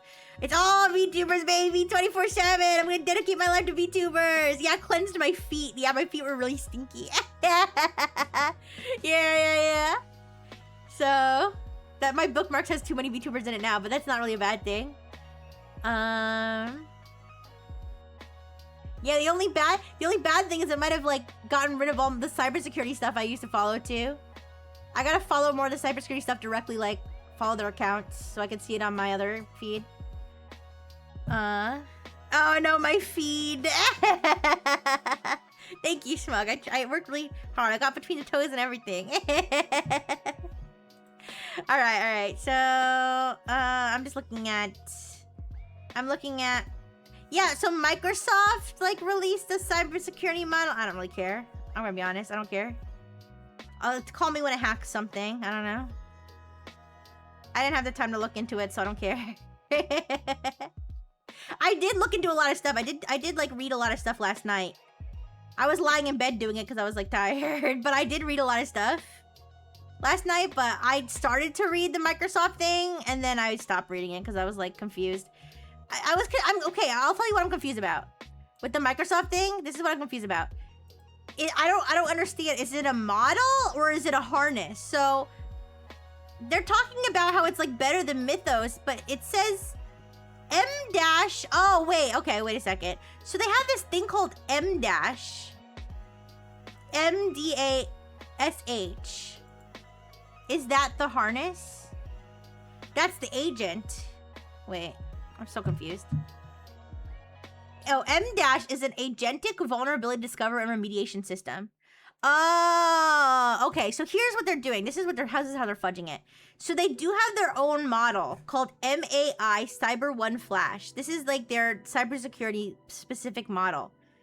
And they were saying it was better than Mythos, but it's only better than Mythos when it's combined with GPT 5.4.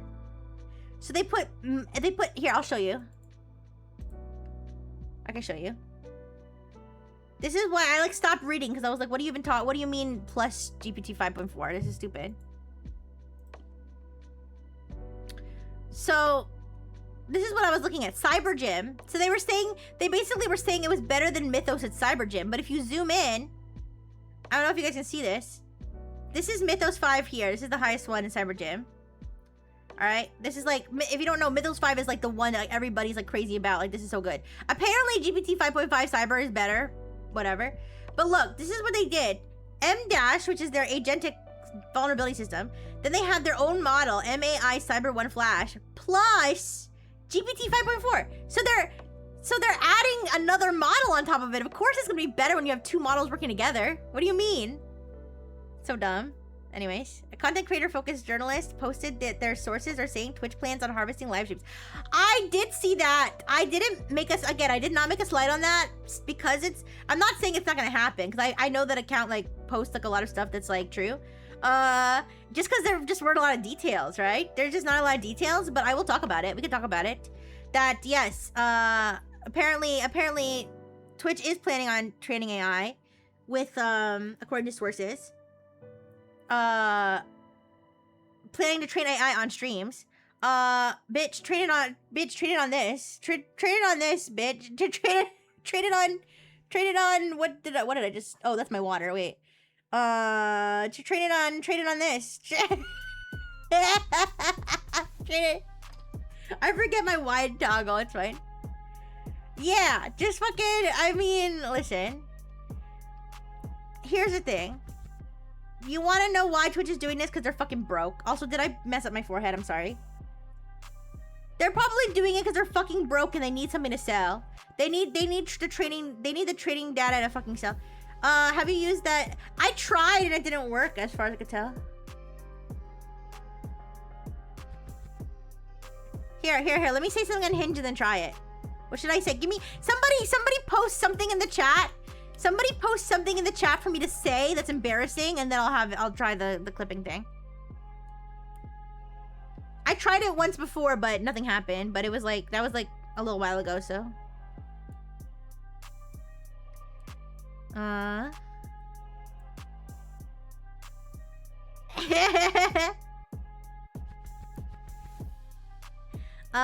You guys, why does my cum look pink? Twitch, clip that! I don't know if it works works? Will I get like a notification in I love furry add-on. It worked? Wait, it worked? My pink cum clip thing worked? Maybe it worked before and I just didn't check properly.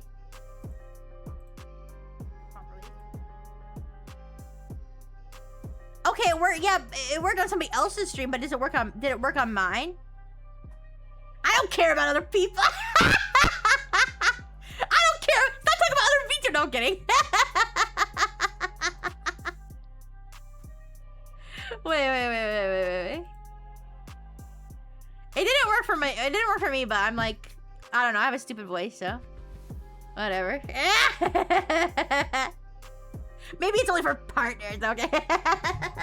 Yeah, partner. Anyway, sorry. Let me rewind. Let me rewind my chat. I'm sorry. Professional doctor with 6 years of university studies makes use AI to make the patient case resume. Something I agree is a good use of, but then it asked to give him a thorough review of it, and the AI responded, "Of course. Here's a review asked," and forgot to take that part out.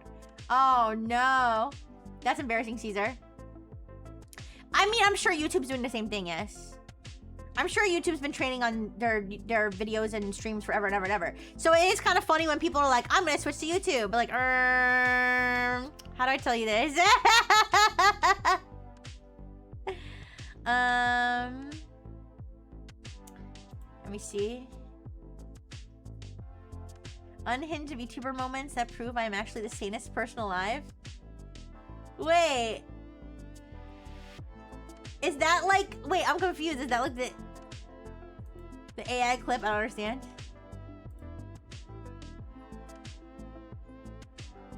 Of worth Twitch starts selling you a native AI-powered redeem generator? I just don't want them to shitify like my general Twitch experience. If they want to train... Listen, I'm not okay with it because I'm not okay with them training on my model mama's art. That's what I'm not okay with. I'm not okay with it training on my model mama's art, on you know, any of the art that I use on my stream. I mean, I'm not okay with that on Twitter either, but it's just one of those things that just, you know, when it happens, there's only so much I can do. You need to turn it on. Oh, I'm dumb.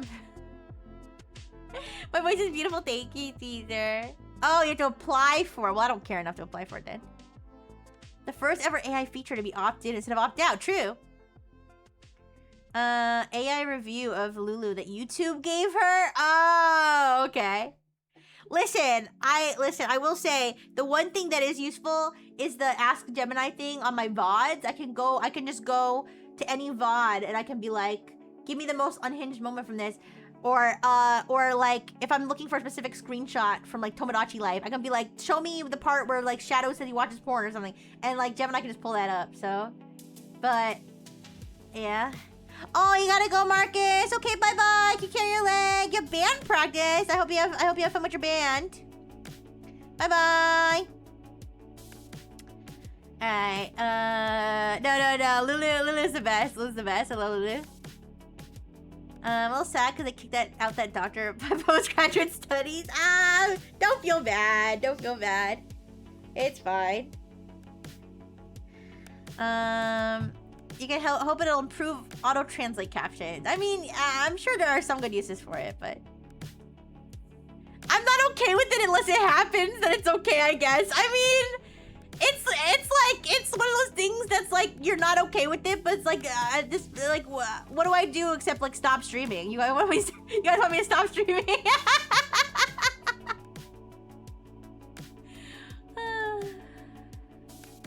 Imagine Twitch answers the modern iPad kitty stream and lets you auto-generate and rig a mod. No!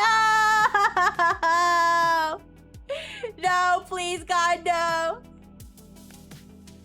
I mean, there's already so many kids on like the there's one app, I'm not gonna say the name of the app. There is an app that lets you like VTube for free, which is I'm not talking about your I'm not, it's something you don't even have to apply for. You just sign up and then you can just have a VTuber. That's there's so many kids on that app, so I'm sure there'll be so many like random kids making AI generated VTuber models. Okay, Yosume. I mean, I really don't care enough. To be honest. I don't really care enough to turn it on. But Yeah. But they probably are just like money hungry and want to sell trading data. I don't even know anymore. I'm just a plastic bag floating in the wind, you guys. All right. I think I might end soon because I'm like so tired, man. I'm so tired. What will happen when the bubble bursts? I don't know. I don't know. Again, just a plastic black bag floating in the wind. I'll find out. I'll find out what happens. I'll just watch it. Watch it happen. I'll talk about it on Tech Chat, I guess. What time is it? It's like 1:30. Was there anything else you guys wanted to talk about? Oh yeah, I did see that too. Yeah, LinkedIn, LinkedIn's backpedaling. LinkedIn, oh my god, I have to go to the bathroom. I'm so sorry. I'm so sorry. I have to go to the bathroom. I'll be right back. 1 second. I'll be back.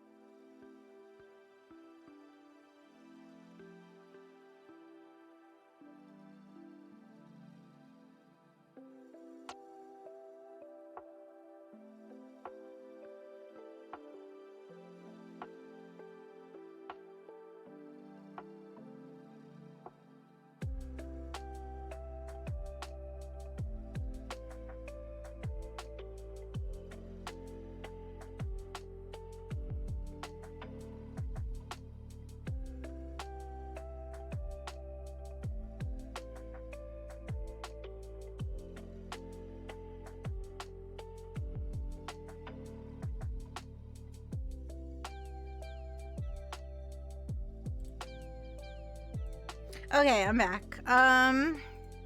Yes. LinkedIn's like backpedaling. So LinkedIn was like promoting AI stuff. Like it was, I mean, it probably still is, but it used to have something where like you could have AI generate a post for you basically in LinkedIn, essentially. Now people have gotten so freaking sick of the AI because there was a company here. Let me find the name of the company. 1 second.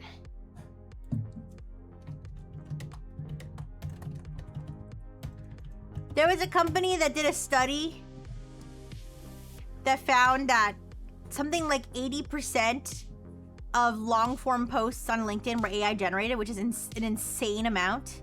Now, obviously, they just had a sample size of like 5,000, I think. Here, let me find the article.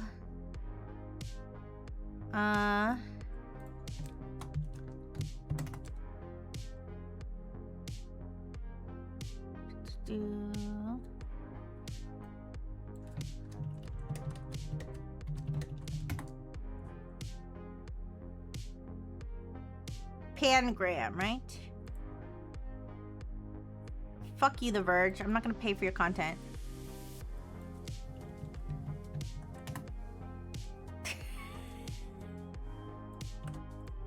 Let me find a different source.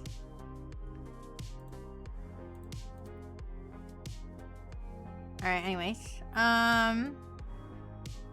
Yeah, so... Wait.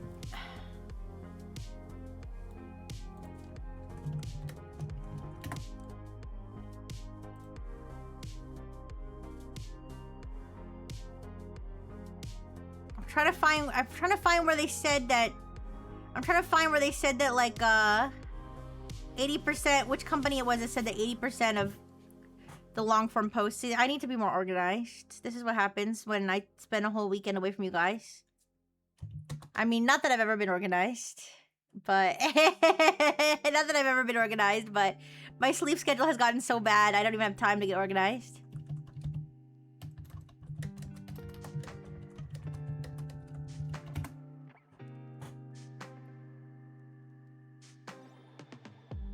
Maybe I hallucinated. Maybe I hallucinated the 80%.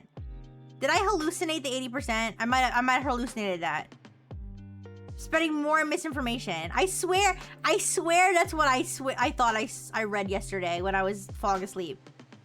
But maybe they're predicting the 80%. I don't know.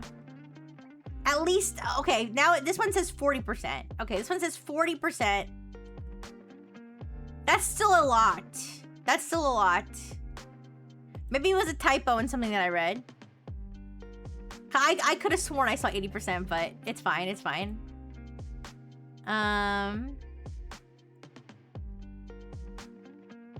Yeah, okay, so like more than 40% of long-form posts are AI generated on LinkedIn. So people are getting sick of all the AI slop on LinkedIn, so now they're backpedaling, and instead of, maybe it was industry percent, yeah, maybe it was something else. I may have misread the number. I may have misread the number then. But it was a lot though. Okay, let me see if I can find it where maybe I can see where I saw it on Tech Meme. And see the source that I got it from there.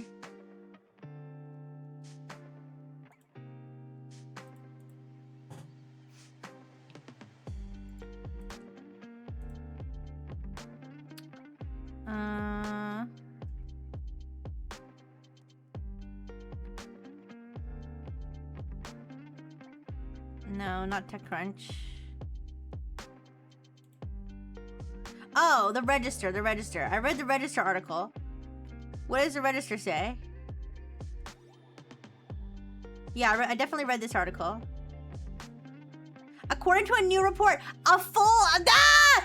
I found it! A full 81% of the 5,000 posts it looked at this month were classified as likely being AI generated. Posts longer than... So it was 81%. LinkedIn AI content study. 81% of long-form posts are likely AI. I'm so stuck. Okay.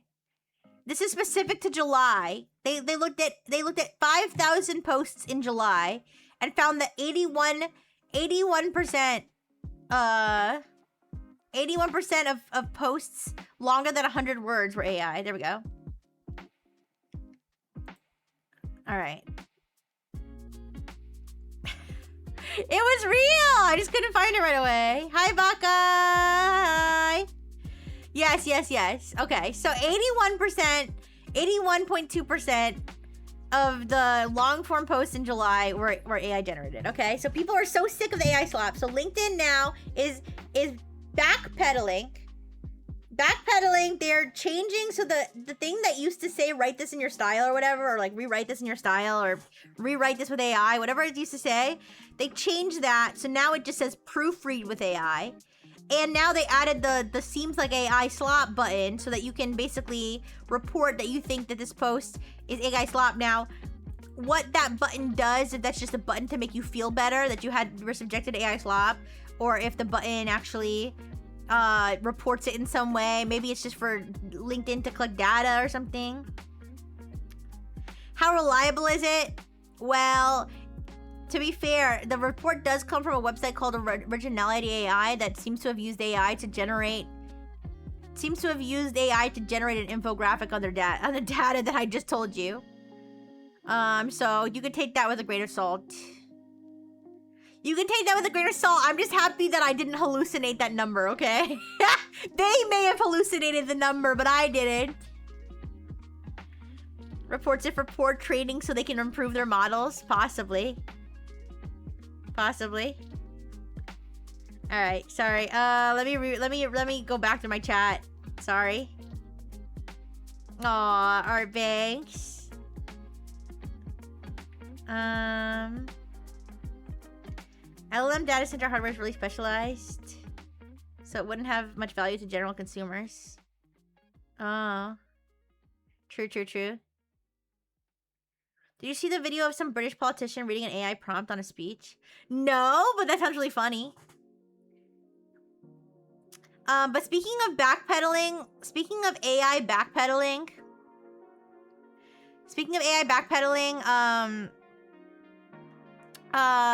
Google Earth for some reason thought it would be a great, fantastic idea to allow people to generate whatever they wanted over satellite images. So people immediately started generating like natural disasters and shit. And then they immediately got rid of that feature. Now, to be fair, yes, anybody could screenshot a satellite image and then generate over it. That's obviously possible. But it makes it a lot easier when you can just zoom into any specific location and immediately generate from within Google Earth whatever you want. So that was kind of weird. It was a Canadian politician. Here, let me see.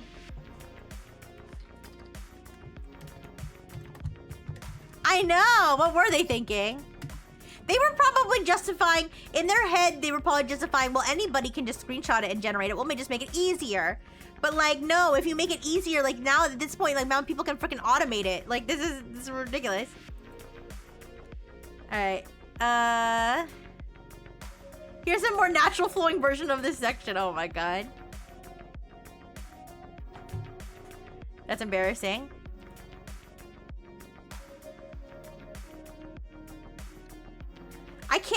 I can't watch this video with you guys. I'm gonna cringe too hard. I can't watch videos like this. Like, I don't even want to watch the video. I'll just read an article about it. That's too cringe for me. I could buy the old scrap AI hardware to eat it. Delicious.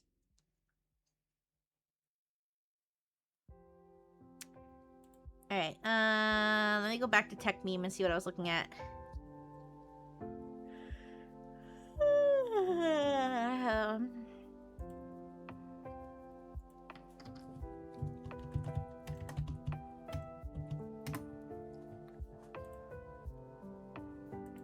But then I'm ready to go to sleep.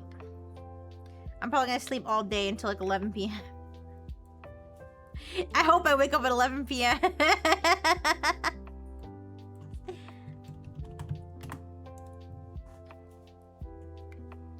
Yeah, I was gonna try the Siri AI with you guys, but I'm a little too paranoid. Even though I don't really have a lot of personal information on my iPad, that's not like public information. I'm a little nervous about it, like knowing my location or something, like my exact location, or knowing, you know, I don't know, something like my payment information maybe. I'm a little nervous about that, so I'll probably experiment with it and I'll just tell you guys about it. I'm just not gonna do it live on stream. How much more of her story is there to see? I don't really know. I don't know, to be honest. We'll have to see. Yeah, we'll have to see how fast we get done with that, and then, you know, if anything, maybe we can look at some demos or something of other stuff. I think that's that game with the sperm. Is that game out? I saw it was like nominated for an award. I was like, wait, what? That game came out? No, it's not out yet. Yeah, the sperm game's not out yet and it already got nominated for an award. I need this game to come out. Record it off stream and then replay an edited version. Oh yeah, I could. True, true. I don't do a lot of pre-recorded content, but I could. Okay, Caesar.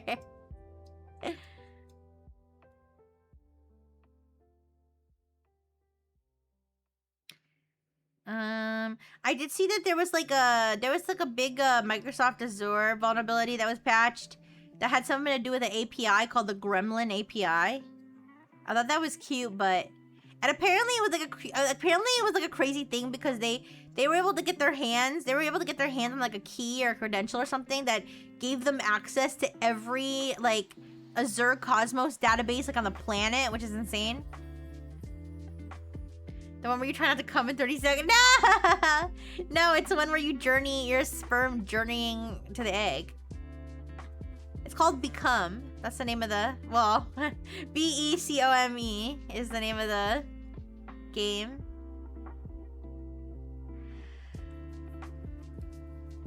Oh, excuse me.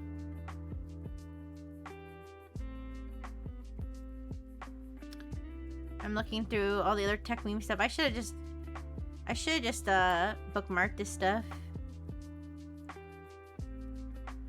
Oh yeah, people are freaking out about their Anthropic conversations being indexed by Google, but those conversations were all conversations that had a share link. If you create a share link for somebody to see something and they don't have to log in to see it, even if they do have to log in to see it, it's possible that could be crawled and that could be public. So just be careful what you share with people.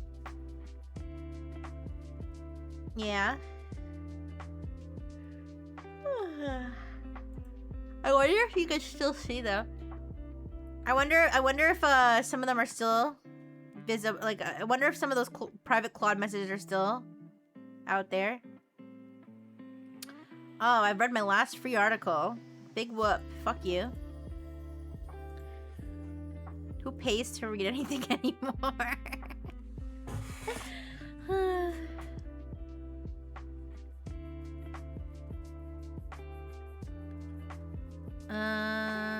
I'm trying to look what it was that you had to search to see other people's conversations. Oh yeah, Claude AI /share. Claude.ai /share. Alright, they took him down, apparently. Apparently Google took him down or something, because I can't find him now. Does it only affect Anthropic? No. So, this has happened before with Grok. This has happened before. I'm sure this has happened with other companies. So this is where basically when you create a share link and it creates a specific URL that has your conversations that now you can share with other people. That URL is basically its own web page, right? That URL is basically its own web page, so that web page can be crawled by Google and by other search engines. Now, of course, there's like what's the no robots thing or something. There's like a piece of text or like a tag that you can put on your websites. The no index tag on the robots.txt. That's what it is. You can put that on your website, and basically that tells Google and other search engines not to look at your website, right? Not to index your website. But apparently it was lacking the no index tag. It was supposed to have it, but it didn't. And so that caused Google to, when it's crawling the web for like every website in the world, to crawl those share URLs. No, not no robot. It's robots.txt and then the no index. So it's the robots.txt, from what I understand, that's like a message for crawlers. You know? It doesn't stop random people from indexing them, true. It just stops like Google and Bing, I think, basically. Yeah, or AI, yeah.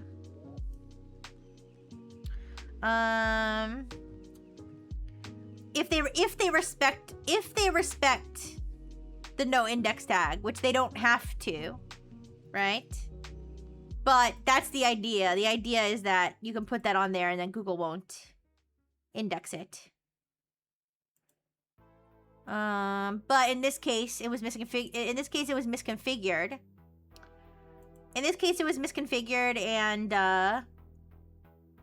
and it was indexing them. Yeah.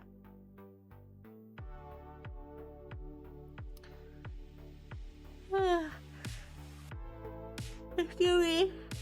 However, if you were ERPing with Claude and you never shared those chats with anyone, you should be, unless your Claude account gets hacked, you should be safe. Yeah.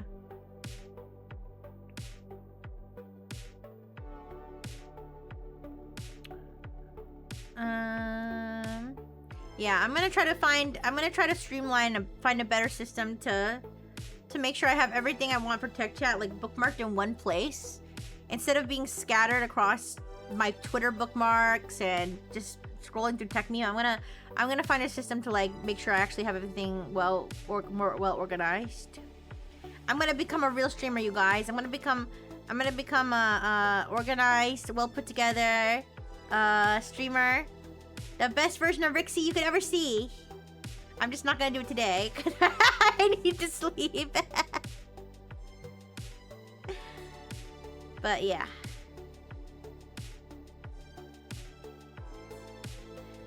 Alright, let me make sure there's nothing else I wanted to mention, and then I'm gonna let you guys go. Yeah, just not today. Aw, thank you, Caesar. Thank you, 200 ponies. Alright, we talked about the OpenAI stuff.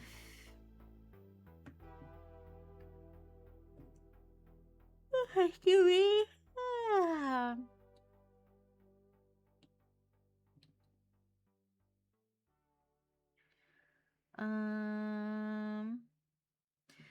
I would like to learn more about robotics. I'd like. Oh yeah. Was it cute? I don't know. I mean, you guys, I wouldn't be so actually, I'd be like a little bit more energized. I'd be a little bit more energized if McDonald's had gotten my order right. McDonald's was supposed to give me a coffee, but they gave me a milkshake.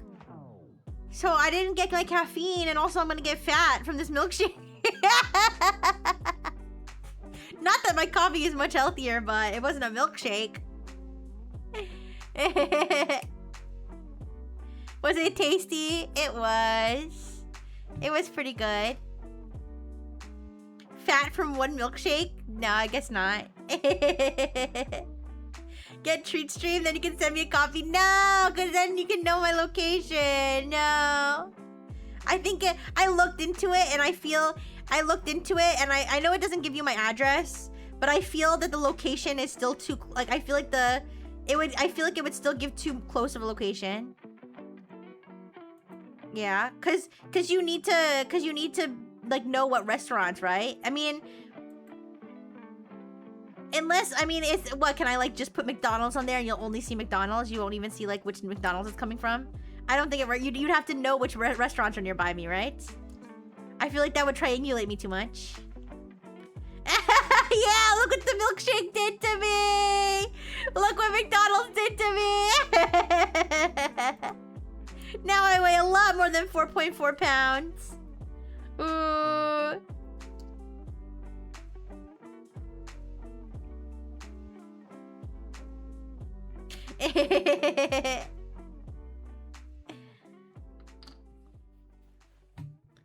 But speaking of different services for streamers, I am in the process of figuring out what I want to do with the merch.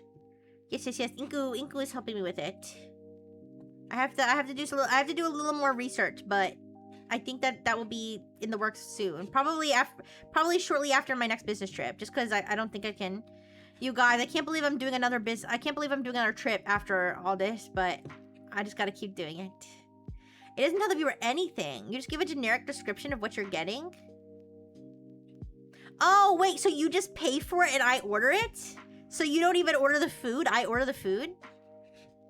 I mean, yeah, at that point, just give me the money.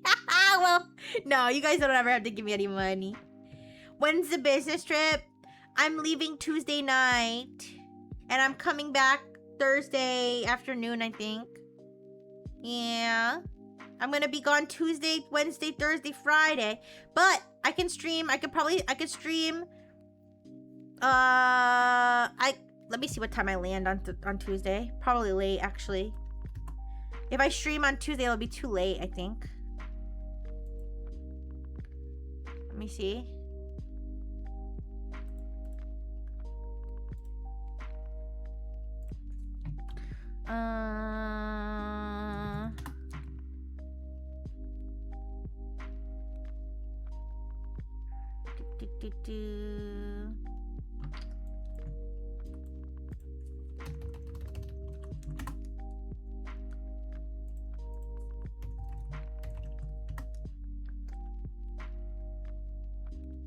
Okay, here we go.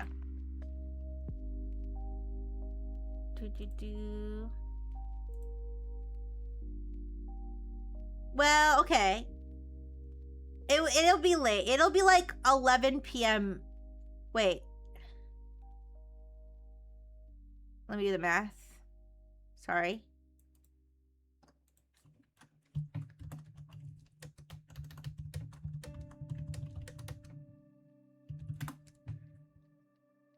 It'll be like 10:30 p.m. when I land. And I probably wouldn't be settled in enough to stream until like at least 11 p.m. I'm gonna revolutionize hotel streaming. I mean, I don't know. I'm really trying to break some streaks. No, I don't want to break the streaks. That's why. That's why I'm like, I don't know. That's why I'm like, I don't know if I can stream on, well, let me see. Let me look at... I haven't even figured my entire schedule out for this whole trip, but I think I think I know in general what I'm doing. I know it's like next week. I mean, I do have my schedule figured out, but it's just there's just like some other periphery things that I think like they want me to attend that I have not fully looked into like what times those are. I was just like, yeah, I'll do that. And I don't know that. I was like, yeah, I'll go to that. That's fine. Let me see. I mean, I should be back, honestly. I'll let you guys know for sure, but honestly, I should be back to the hotel pretty early most days. Basically, like, after dinner. So if I have dinner at, like, 5 something with all, like, the stuffy executive people. Like, 5 or 6. I don't remember what times everybody scheduled dinner, but they weren't, like, crazy late. Like, 5, 6 or whatever. And so, like, let's say that lasts an hour, and then it's, like, 7. And then I have to convert that. Well, I can't tell you what time zone. Wait. I mean... Yeah, hypothetically, I mean, it would probably be like 10 p.m. maybe. Okay, sorry. The site orders food automatically as a proxy service. We just pay whatever the display price is. Oh, okay. I thought it was like, so I said I looked into it, but when I said I looked into it, what I meant was I just assumed. You see what I mean when I say sometimes I really am like really dumb? When I say I really am dumb, I was thinking, the way I was thinking it worked, I reasoned in my my AI reasoning, okay? My LLM super intelligence, okay? I was like, well, if you guys are ordering the food for me, obviously you need to know what restaurants I'm around, but you're right. If that's not how it works, like I thought it worked, then in that case, then maybe I could get it. But no, but you guys shouldn't have to spend any money on me. You guys shouldn't have to spend any money on me at all. Order food loot boxes. Yeah, that makes sense.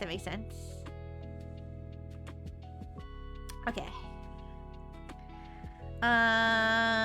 Yeah, so I guess if I don't want to break everybody's streaks on Tuesday, I guess I wouldn't stream on Tuesday.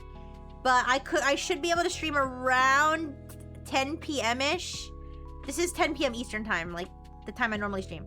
I could probably stream 10 p.m.-ish on Wednesday and Thursday. Wednesday and Thursday, I think I can stream 10 p.m.-ish. And then, well, Thursday? Do I have a dinner on Thursday? No, I do. I think I have dinners both days. Okay, so, 5 streams. Ooh, Jay! What have I done to you, Jay? Ooh. I know I ruined everybody's my streaks during off, Kai. I do feel bad. I'm sorry. I mean, like, I know streaks, like, don't matter. Would you guys rather I stream at the hotel, or would you rather I not stream and save your streak? We already spent, yeah, but you guys choose. I don't solicit that necessarily. I mean, I guess I do technically solicit that by being an affiliate on Twitch, but just make a rule not to order special foods that can only be found at special places. How are we supposed to feel the girlfriend experience if we don't give you money? What? No, it's okay, Jay. No. Anyways, you guys are too good to me. I don't deserve it. Ooh. I'm gonna get sad now because of my monthly maintenance cycle. Ooh, I don't deserve it. I'm the worst robo wife ever. Ooh. Alright, wait, let me see. When am I getting back on Friday? Wait, Tuesday, Wednesday, Thursday, Friday. Oh, so wait. Tuesday, Wednesday, Thursday, Friday. I'm not getting back till Friday. Oh, I'm not getting back till Friday. I'm not getting back till Saturday. Wait a second. I'm not getting back till Saturday. Wait, why is my... Wait a second. That doesn't even... My flight is, like, ridiculous. That doesn't even make sense for where I'm going. Like, why is my flight that long? Wait! No, actually, deadass. Why is my flight that long? Huh? Oh my god. I booked the stupidest flight, you guys.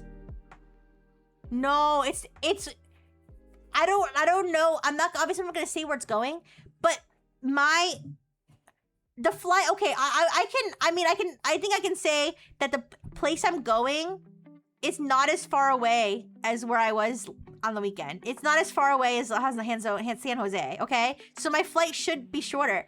My flight... No, I can't change the flight now. My flight is going from the place that I want to be. It's going farther away from New York. Even farther away from New York. And then flying all the way to New York. So that's why my flight is so long. Apparently, they just didn't have any other flights.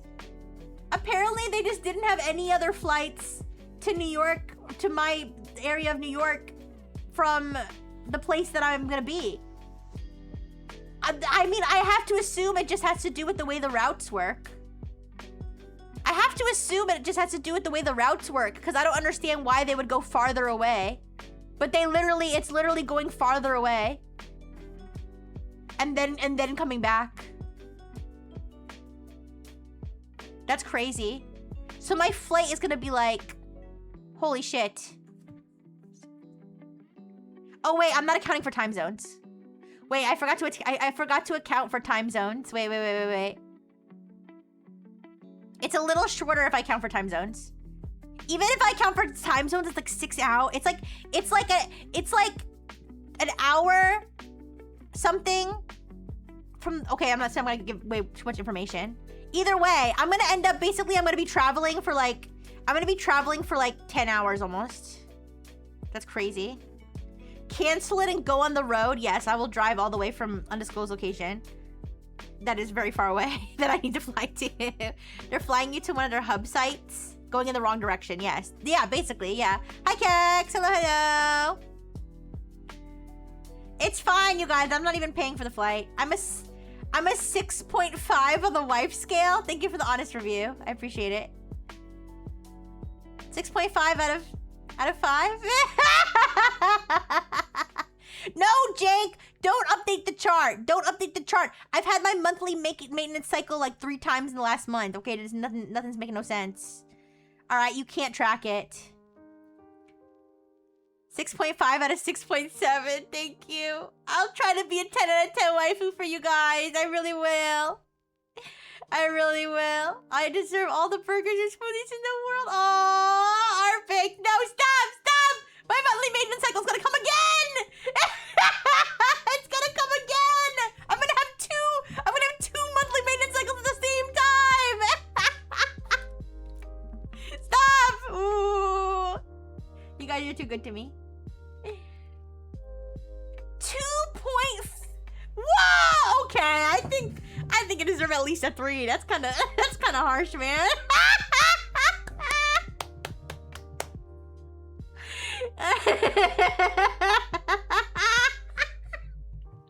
All right. Well, thank you for being honest. Let's see. How I arrange a burger? What? What's wrong with the way I arrange a burger? What?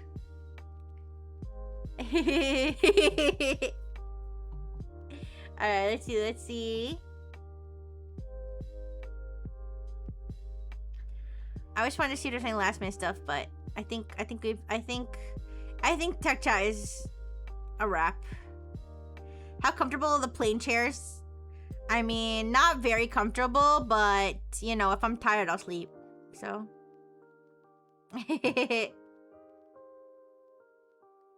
I didn't know nice words could force ovulation. Listen, I don't know. I just... Ooh. I'm too flattered. I'm too flattered by you guys. You should be meaner to me. You should be meaner to me. I think I should get more 2.5 out of 10 ratings. Yeah. Alright, I think I'm gonna find someone to raid now. I'm gonna get lots of sleep. I'm gonna fix my sleep schedule. Yeah.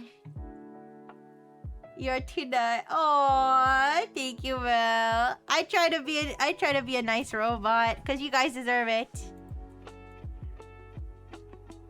Alright, let's see. I have to raid Souffle. Souffle's playing Heart of the Woods, you guys. I'm gonna raid Souffle. Yeah, Heart of the Woods, Yuri. Alright. I love Heart of the Woods. And we'll see more we'll see more Heart of the Woods. Oh wait, I'm gonna wait till the ad break is over. One second. Yeah, Tara!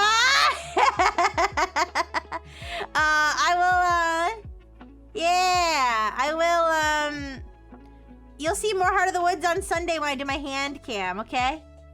And don't worry, I won't fall asleep on my hand cam stream and slam my head down on the desk. Alright, thank you, everybody. Let's raid Souffle. I think it's cute that Souffle calls her followers, what do they call them? Ramekins. Ramekins, because that's what you put the souffle in, right? I think that's cute. All right, let's go. Thank you, everybody. Thank you, 200 ponies. Thank you, Artbank. Thank you, Caesar. Thank you, Pax. Thank you, Yosome. Thank you, Mel. Thank you, Kex. Thank you, Artbanks. Thank you, Mango. Thank you, Blue and Blue. Thank you. Thank you. Dan Cater. Jay. Thank you, everybody. Did I miss anybody? And thank you, lurkers. Yes, I'm gonna get lots of sleep. Big kisses. Bye-bye.